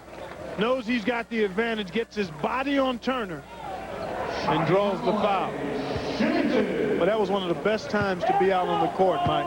If you have ball skills and that defender's backpedaling, I considered it an insult if I didn't at least get a hoop or a foul and was looking for both most times. Right, exactly. Not been able to get on track in the first 7.5 of the second half. You know, Holloway considered going to St. John's after Fran Fraschilla was named the coach there, but chose to honor his initial thought and stay at Seton Hall, despite the new coach across the river. 54% free throw shooter, and you see his Achilles heel. Charles tries to answer. Colin Charles, hello!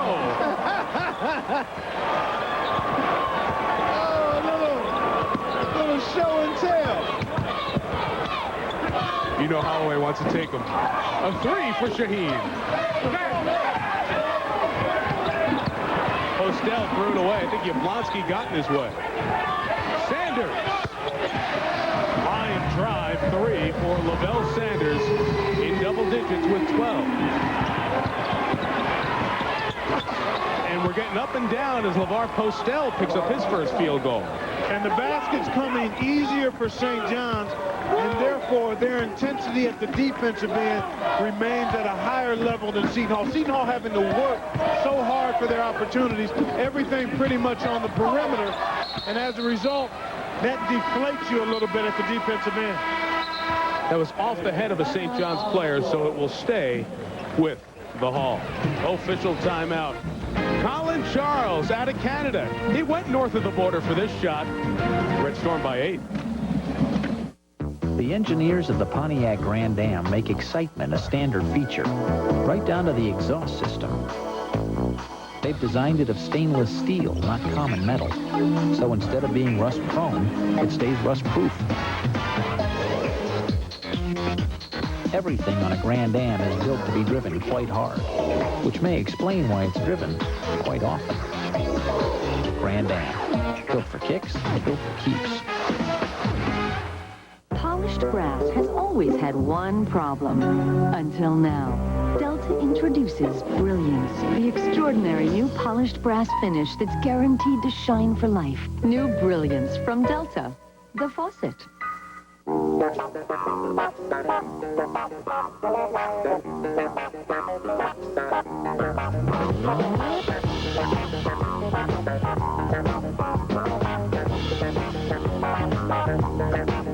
When sports cream, when legs are sore, when backs ache, when muscles hurt. Wise Sports Cream, rubbing it in brings fast pain relief. No medicine-y smell. Wise Sports Cream, because it works. Enterprise? Hi, I'm at the repair shop. I need to rent a car. Enterprise will arrange to pick you up, This is great. drive you to our place, and get you on your way. Pick Enterprise. We'll pick you up. A lot of trash talking in the build-up for the Minnesota-Michigan game. The Wolverines have vowed payback for an earlier loss here. If the teams aren't playing well, they are certainly playing hard. Ward with the lay-in, a 10-zip run has the Wolverines in front. Mike? It has not been a good couple of weeks, Chris, for the Maize and Blue. They are struggling, 17-9, 5-5 in their last 10 games. So Michigan trying to get things turned in the right direction. Yeah, they've lost 4 of their last 5, and certainly a win over surefire #1 seed Minnesota, it looks like, would go a long way in helping them try to finish strong. Set play out of the timeout was halfway down. Jordan tried a too-tight pass for Tatey. Charles pulls up 1-on-3 and hits. So Colin Charles, 6 points his last time out, 6 points tonight. And St. John's has a double-digit lead. Yablonski finds Jordan.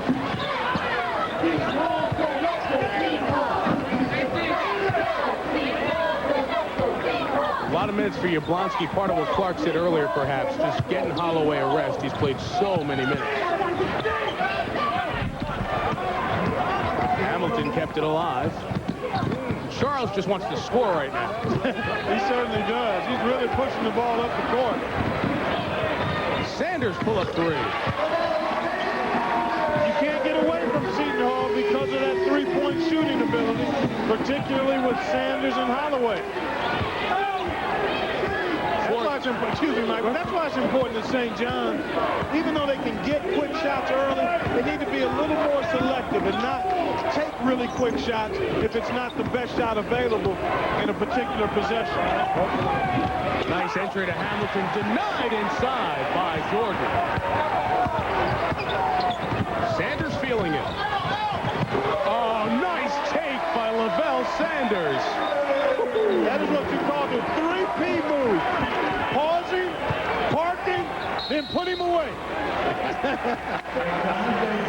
A 20-second timeout, final one taken by the Red Storm. Sanders and Holloway have 34 of the Seton Hall 47. Show me the 3Ps. One more time. He paused him right there. Now he's getting ready to park him.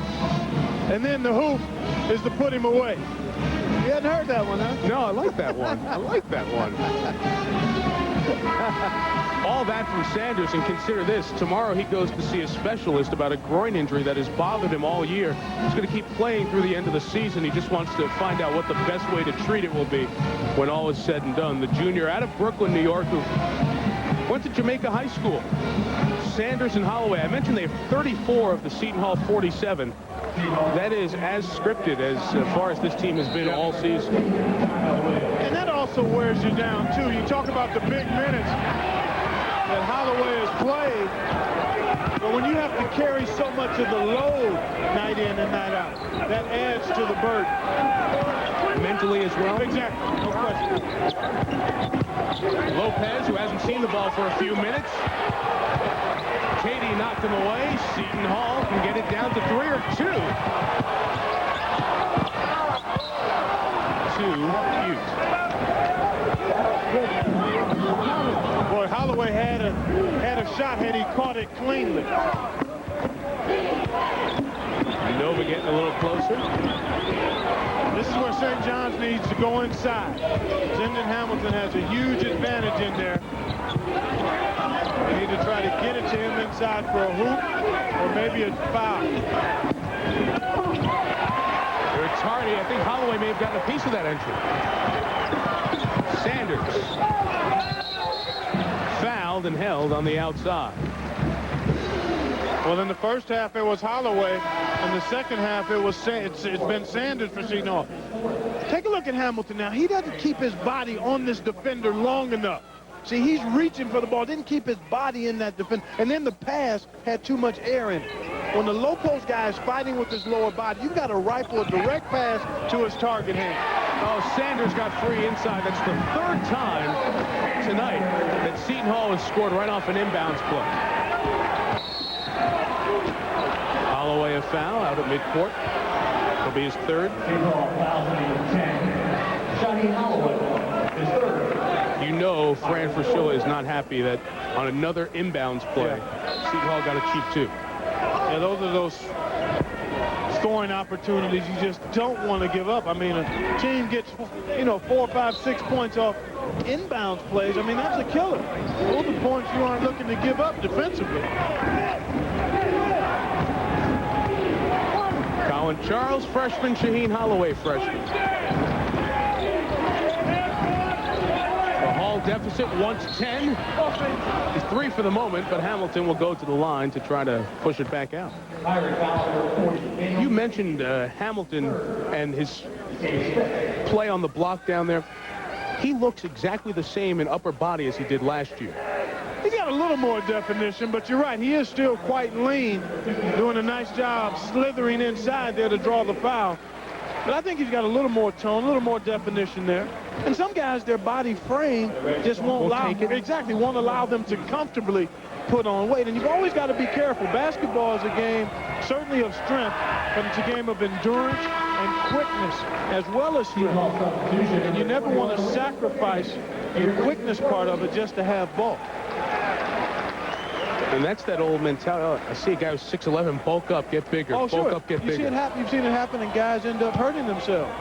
This game is about quickness. Sure, you've got to be strong, but you can be strong without extra weight sometimes with the right kind of conditioning program and work habits. Well, whatever formula, it's worked. 26 double-doubles the last 2 years for Zendon Hamilton. Second in the conference in rebounding, and in a conference where it gets very physical. He's played all the games. He has not been frail at all. Holloway a 3. Shot has not been on in the second half compared to the first. 4-time Big East Rookie of the Week this year. The thing about a player like Holloway, even though he may struggle for an extended period in a game, he's still dangerous come winning time because he's got the confidence and he's got the ability to take and make big shots.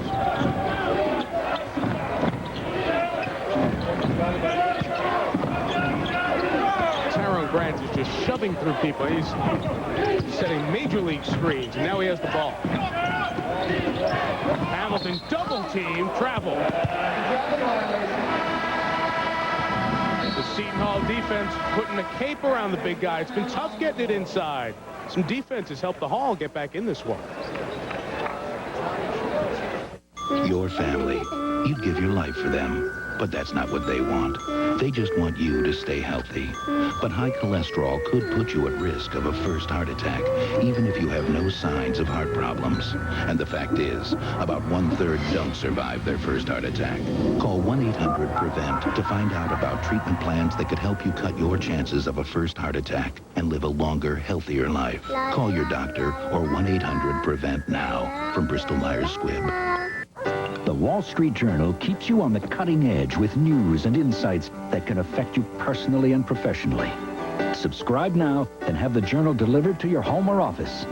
Now, with your paid 10-week subscription, you'll also receive our gift of 2 weeks free. That's 12 weeks of the Journal for just 66 cents a day. Satisfaction guaranteed. Call now, 800-213-9600. That's 800-213-9600 for the Wall Street Journal. Just like Shaq and just like Jordan, we've got our own shoe endorsement deals. When people think wingtips, we want people to think Gary Miller wingtips. The advertising is slick. You're a very animated character, so it makes sense to put you with an animated character. This is you, and this is Billy the Bear. This doesn't even look like me. No, this is you. The shoe companies know what they're doing. They wouldn't be coming after us if this wasn't working. Gary Miller, wouldn't you like to be in his shoes? Update from the Big 12. In their first meeting, Colorado really took Iowa State out behind the woodshed. The Cyclones want payback. Kenny Pratt to steal the layup and the foul, but a three-pointer has just tied it for the Bucks to the Meadowlands. Chris, thank you. The faithful of the Pirates on senior night. Seton Hall trails by 5 here. As soon as we're done, a good one from the ACC. North Carolina and Clemson. Tar Heels try to keep a perfect February going. It's coming up in the ACC at the top of the hour on ESPN. Boy, that's a team that's really come together, Mike, in part because I think they understand their roles, getting great play from Vince Carter, and Ed Cota has stepped in as has grown as a point guard for him. Speaking of young point guards, Holloway. Donnell Williams, who has been very quiet. And Lopez the rebound.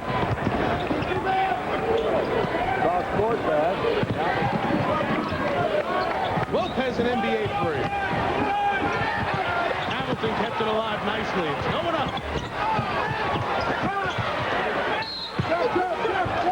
And finally a foul. Good work inside. Combination of Tyrone Grant and Charles Minley. Persistence pays on the backboard. That's been the theme all night for St. John. Even when they've shot it poorly, which has been the case most of the night, their effort on the glass has often gotten them second shots. Here's Hamilton keeping it alive, Tough shot here. Two shots. But there's Grant doing work, and he's at the line. See the difference in free throws made. 12 more points for the Red Storm. Tyrone Grant is a Fran Fraschilla type player. He's a blue-collar player. He works hard. Yes, he scored 8 points a game last year. He's down to 4. That's because of Charles Minlin's return from an injured hamstring. Jackie Kabah got the rebound, so a dry trip, and the Hall can get it back to a one-possession game.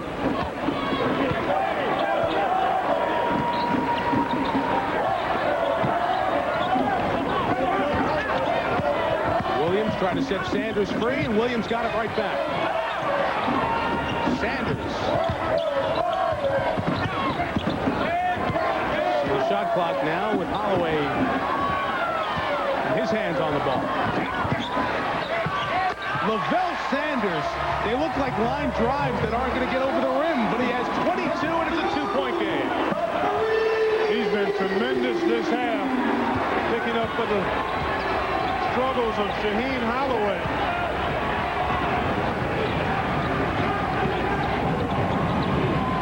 Lopez. 5 points in the second half, 17 to go with his 14 rebounds. Red Storm back up by 4. Nice little ball work there by Lopez. Kind of baited his defender into going after the ball. Lost him with the spin move and calmed his St. Cloutier. Well, I think you ride the hot hand of Sanders. Try to create opportunities for him to do that. Calcanis has 4. He's got to be careful. He's forced to travel on Hamilton. Calcanis just came back in the game with the 2 best free throws by St. John's.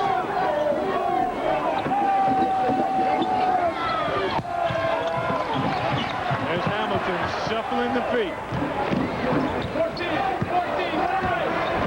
Holloway penetrate and pitch game. That's what they should be looking to play right now. I got Sanders over to the left, and everybody cheated there for the pass. 2:25 left on the clock.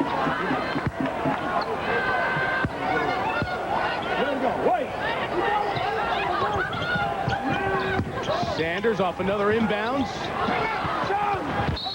Midland was fouled.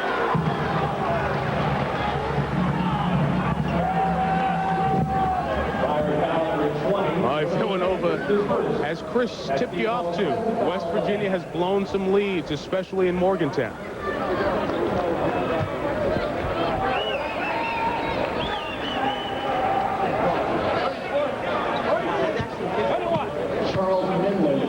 Charles Midland will shoot 1-1. We mentioned his hamstring injury. He set out all of last year, a fifth-year senior, 18th all-time on the St. John's career scoring list. 4 points from moving into 17th place past Mark Jackson. Really has been a solid player throughout his career. Added the three-point shot to his game this year. Always gives you good numbers inside and on the board. I feel like we haven't talked about him all night, and he has 13 points. That's the way his whole career has been. Exactly. He's been kind of understated, but effective. Kind of like a heat pump. Quietly efficient. Inside of 5, Sanders saw some daylight. What a second half for Lavelle Sanders. He's bringing the goods. 18 in the second half, 24 in the game. He's kept the Hall in it.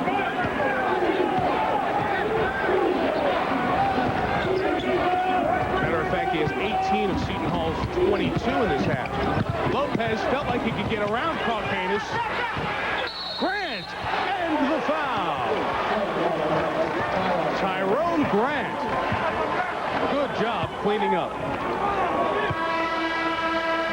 Seton Hall substitution number 21, Remus Caucanis, his 5th personal foul. And that's 5 on Caucanis. This is just tremendous work on the glass by Grant. There's Lopez with the miss, and nobody puts a body on Grant.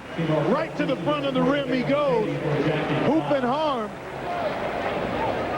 The prior possession, Sanders, who's had a huge second half, slicing and dicing between defenders to get that one up and down.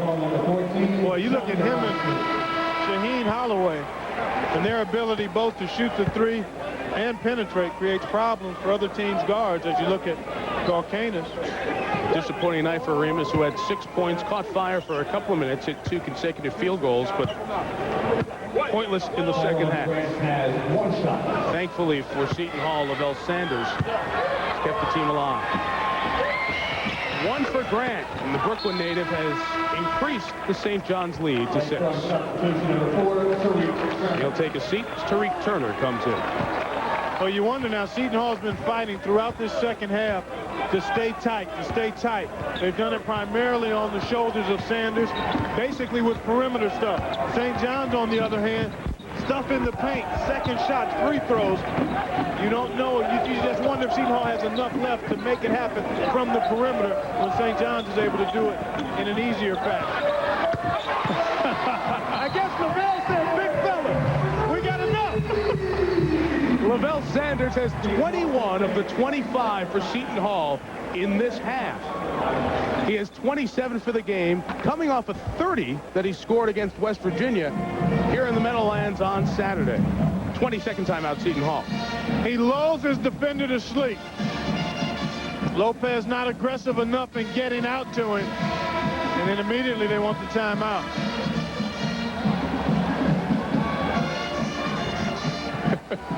Well, guys, a one-man party. Guys, you've had about 15 minutes now. Are you into the flow yet? Yeah, he needs somebody to join him. Maybe he can do it on his own. I mean, it's only a 4-point game. There's something about when you've got it going, that basket starts to get a little bigger. Your teammates start to set harder screens for you and free you up. St. John's leads by 4. A little defensive change by Seton Hall, handled well by the Red Storm. John Yablonsky guards Colin Charles, senior walk-on freshman from Canada. Midland lost it, but found Turner. Oh, Hamilton. Midland got in He got jammed up by Midland. That's exactly right, and Seton Hall loses it. Yablonski could not save it on the sideline. Yes, Seton Hall's 9-16. Yes, St. John's is 12-13. But they're giving some good effort, and we've got a good finish coming up from New Jersey. I've never been to Las Vegas. Welcome to my town. Check into my hotel. It's a pyramid. Look at this place. This is amazing. The lights, the shows. There are lots of great shows in Las Vegas.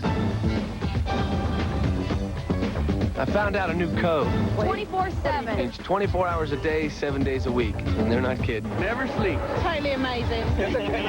There'll be plenty of time to rest when I get, back to work.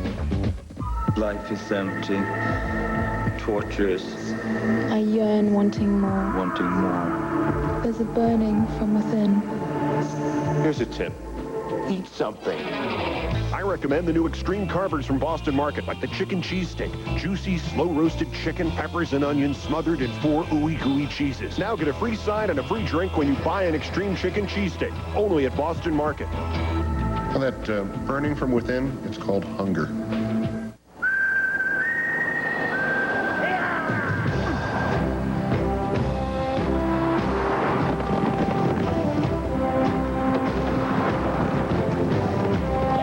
Introducing the rugged new Montana from Pontiac.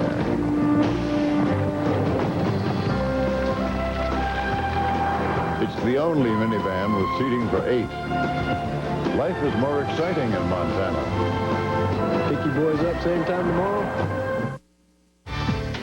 Sweaty palms in Morgantown. Villanova had gotten back within 2. A big play for the Mountaineers. Watch the give and go. Garden Malone with the dunk. The lead is 5-2. 0-4 to play. The Nears trying to hang on. And the Coliseum can rock. Yes, it can. Again, Villanova atop their portion of the Big East. West Virginia third in that. West Virginia is an interesting team in that they have tremendous firepower offensively, and when Gordon Malone brings it like that, they're a hard team to deal with. Here's St. John's by 4. They led by 10 at one point here in the second half. Seton Hall led by 2 at the break. Midland tough shot. Seton Hall in the zone defense that time, wanting to force St. John's into a tough perimeter shot, which is exactly what they did. When Clark and I are done with business here in the Meadowlands, we'll send you to the ACC. North Carolina and Clemson. 2 of the 4 terrific teams in the ACC. How much fun is the ACC tournament going to be? To be seen here on ESPN. Should be great. Williams. Blocked from behind by Midland, but off. Seton Hall. Oh, I thought it was off the Red Storm, and it was. And Tim Higgins, I think, is going to correct the call. And he did. And no complaints from the St. John's players. Might have one person down at that end that wants to complain. Fran Priscilla. 15 on the shot clock. This time they didn't let Sanders get free on that inbounds play.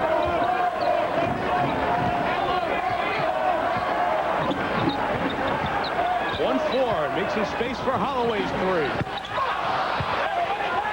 Bayonne Tatey can't save it.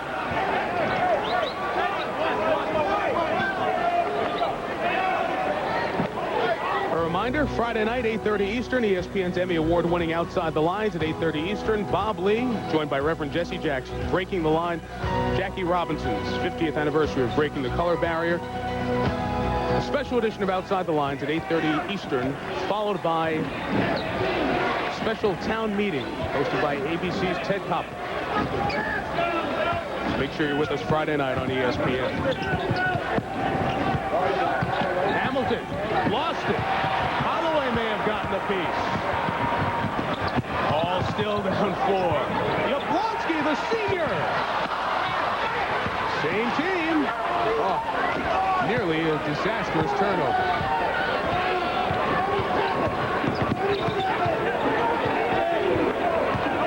Seton Hall's done a much better job this half, Mike, of really bothering Seton Hamilton inside when he catches it. A lot of people in there with hands and feet making it tough for him to get off good shots. Let's see what the freshman Charles can do. The shot clock at 10, as you see. Felipe Lopez. Feeding. Holloway the rebound. Down 4, going all the way. 2-point game. Timeout the Hall. Nice job by Holloway to recognize the situation around him and get to the hole. It is a full timeout. Seton Hall has 1 remaining. St. John's has 2 remaining.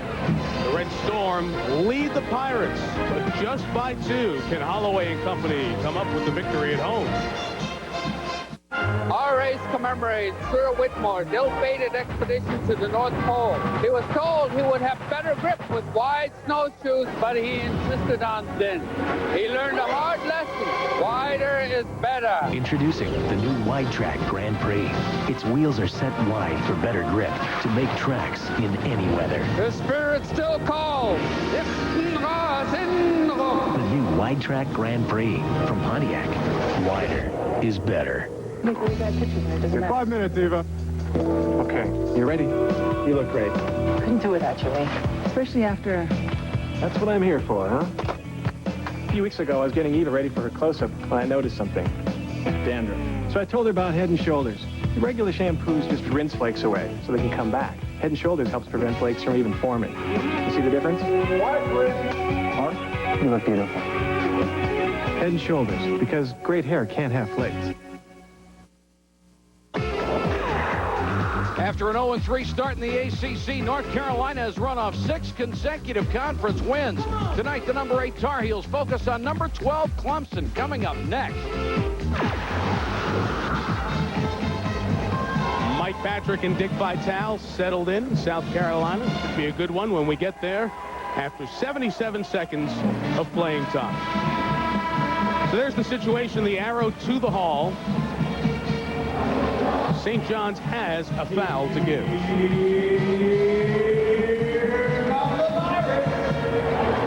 Felipe Lopez, who averages 16, has scored 17.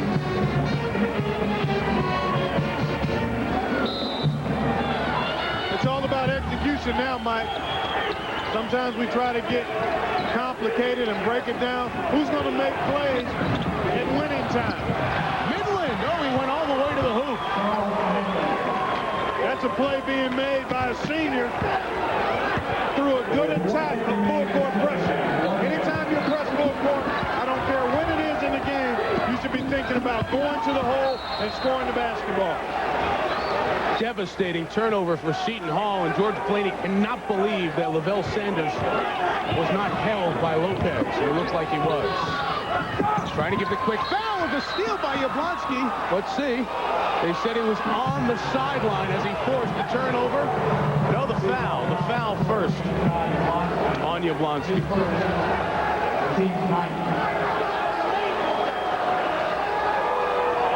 On the sideline. Oh, maybe called him for the trip. May have called him for the trip. Actually, Jim Burke called him for the hold. Take a look at Felipe Lopez, the possession before. Oh, a little arm wrestling going on in there. I could see where George Blaney was upset about that. Midland missed his last 3 free throws off Seton Hall.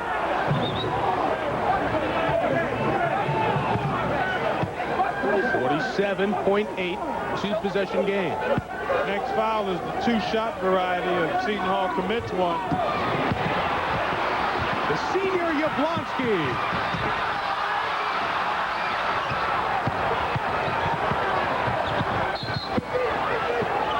And Charles is fouled hard in the backcourt. I just talked about it, Mike, making plays. Yablonski made half a play.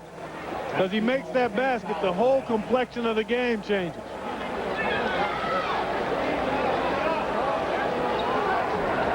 Charles is stung by that hard foul. Not sure where they got him, if it was on the hand or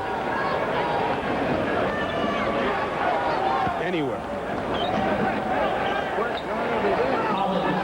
There's the push. There's the collision. Stepped on his foot.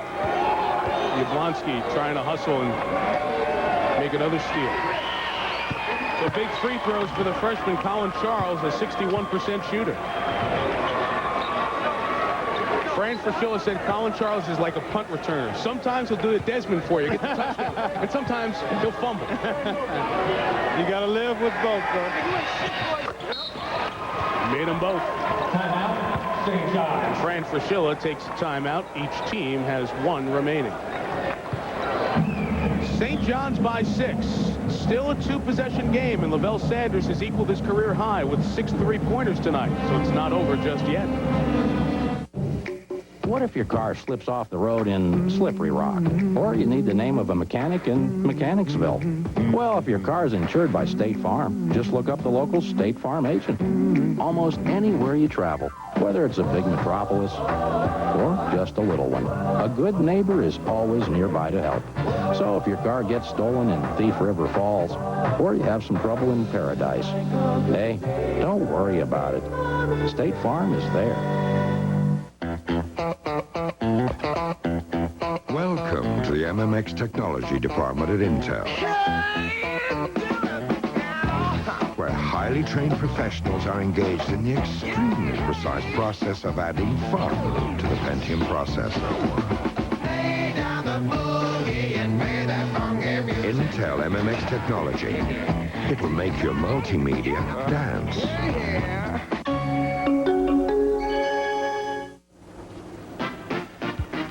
In Morgantown, an update. Gordon Malone inside will miss this shot, but Adrian Pledger, who has been big, gets the tip in to go, and West Virginia is up 7 in the final minute, trying to close out Villanova. Back to Mike and Clark. Hold that note, Chris. Don't hurt yourself, though. We need you for championship week starting on Saturday. St. John's here by 6. We're moments away from sending it to the ACC, and North Carolina taking on Clemson.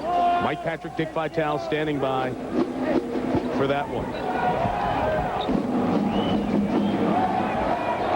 Here's Seton Hall down 6, and Lavelle Sanders has been the one man with a hot hand, but he hasn't really taken the shot the last couple of trips. Hasn't been able to get one off, but I would think that Seton Hall is thinking something quick. Doesn't have to be a 3, but it'd be nice if it was a high-quality 3, but more importantly, they need a quick hoop. They don't seem to quite feel that way, I guess. They must be looking 3 at this point. Yeah. Yablonski. Oh, he got fouled. What a huge break there to score without the clock moving, although Yablonski has taken very few free throws. I think that's only the 16th foul. St. John's had one to give, Mike. Right. They never gave it. So they used 12 seconds there, 14 actually. And now they have to inbound and really look to get something in a hurry. That's the 5th foul on Tariq Turner, so he is done for the evening. 2 points for the 6'6" junior, who's the starting point guard. St. John's taking the full 30 seconds to sub in. Want to make sure the assignments are clear. They've been burned on baseline out of bounds plays a couple of times tonight. So they want to make sure they're tight in their defense here. LeVar Postel comes in. Boy, look at the game within a game. 3-point shooting, heavily in favor of Seton Hall, but free throw shooting and rebounding. If you had to pull 2 of those stats out, those would be the 2 that typically point to your winner. Holloway 3.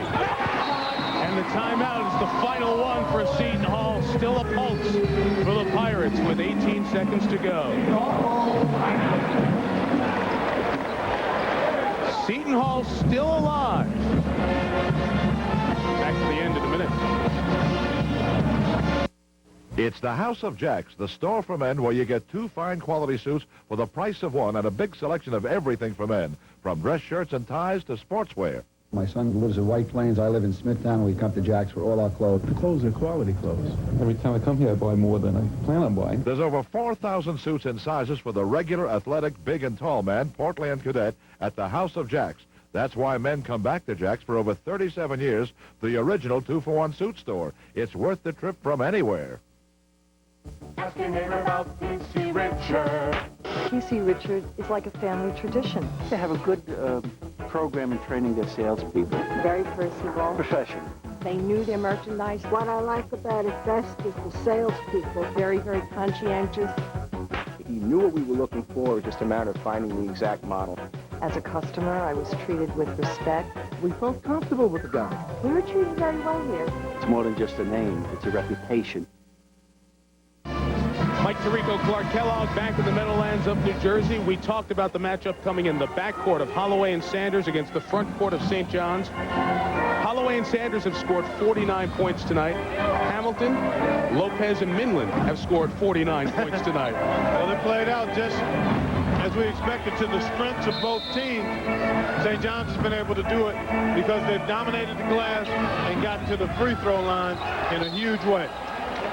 Well, they gave the foul right away, but good coaching by Fran Fraschilla. It was in the hands of his best free throw shooter, Charles Minland. North Carolina Clemson is coming up. Stay tuned. Final Big East ACC Wednesday night of the season on ESPN as we get ready for both conference tournaments that you'll see on both networks, ESPN and the Deuce. Championship week starts on Saturday. Not only the best on the team, but 6th in the conference from the stripe. 2 free throws.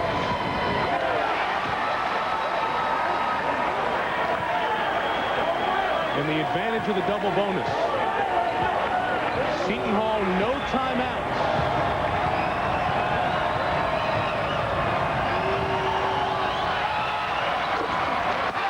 Two-possession game. Must be quick. Holloway all the way. Beontedi denied. Sanders for 3. And it's out of bounds off St. John's, but with 2.1 seconds left, very hard to get 2 possessions. And Fran Fraschilla is going to make sure that getting to 500 doesn't slip away from his team.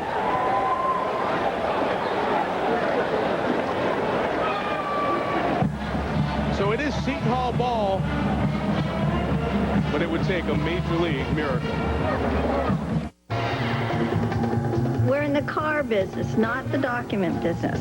That's why we use an outside specialist. Like us, they're quick and precise. They have a dedicated account manager who comes right to my office. I like it when things get done without me having to worry. Every day, over 200,000 businesses use Kinko's, the new way to office. At Kinko's, for a limited time, get Microsoft Office 97 trial software for only $4.99. It was the beginning of a new era in sports and in America. Breaking the Line, Jackie Robinson's legacy. It's an all-new Outside the Lines, Friday at 8:30, followed by an ESPN Town Meeting Sports in Black and White, hosted by Ted Koppel on ESPN. St. John's by 4. Clark, if St. John's wins and then wins a game in the Big East tournament on Wednesday, they would qualify to get an NIT berth over 500.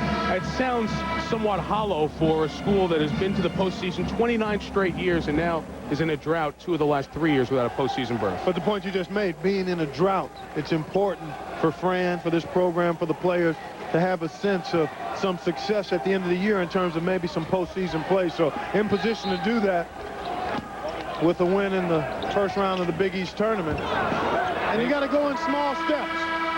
You got to do it a little bit at a time. Janelle Williams can't get the hoop to fall, and the final margin is 4. Our final score, St. John's 66, Seton Hall 62. For all the women and men on our ESPN crew, and with Clark Kellogg, Mike Tirico. You're watching ESPN, the worldwide leader in sports. Now North Carolina Clemson with Nick Vitale. Here's Mike Patrick.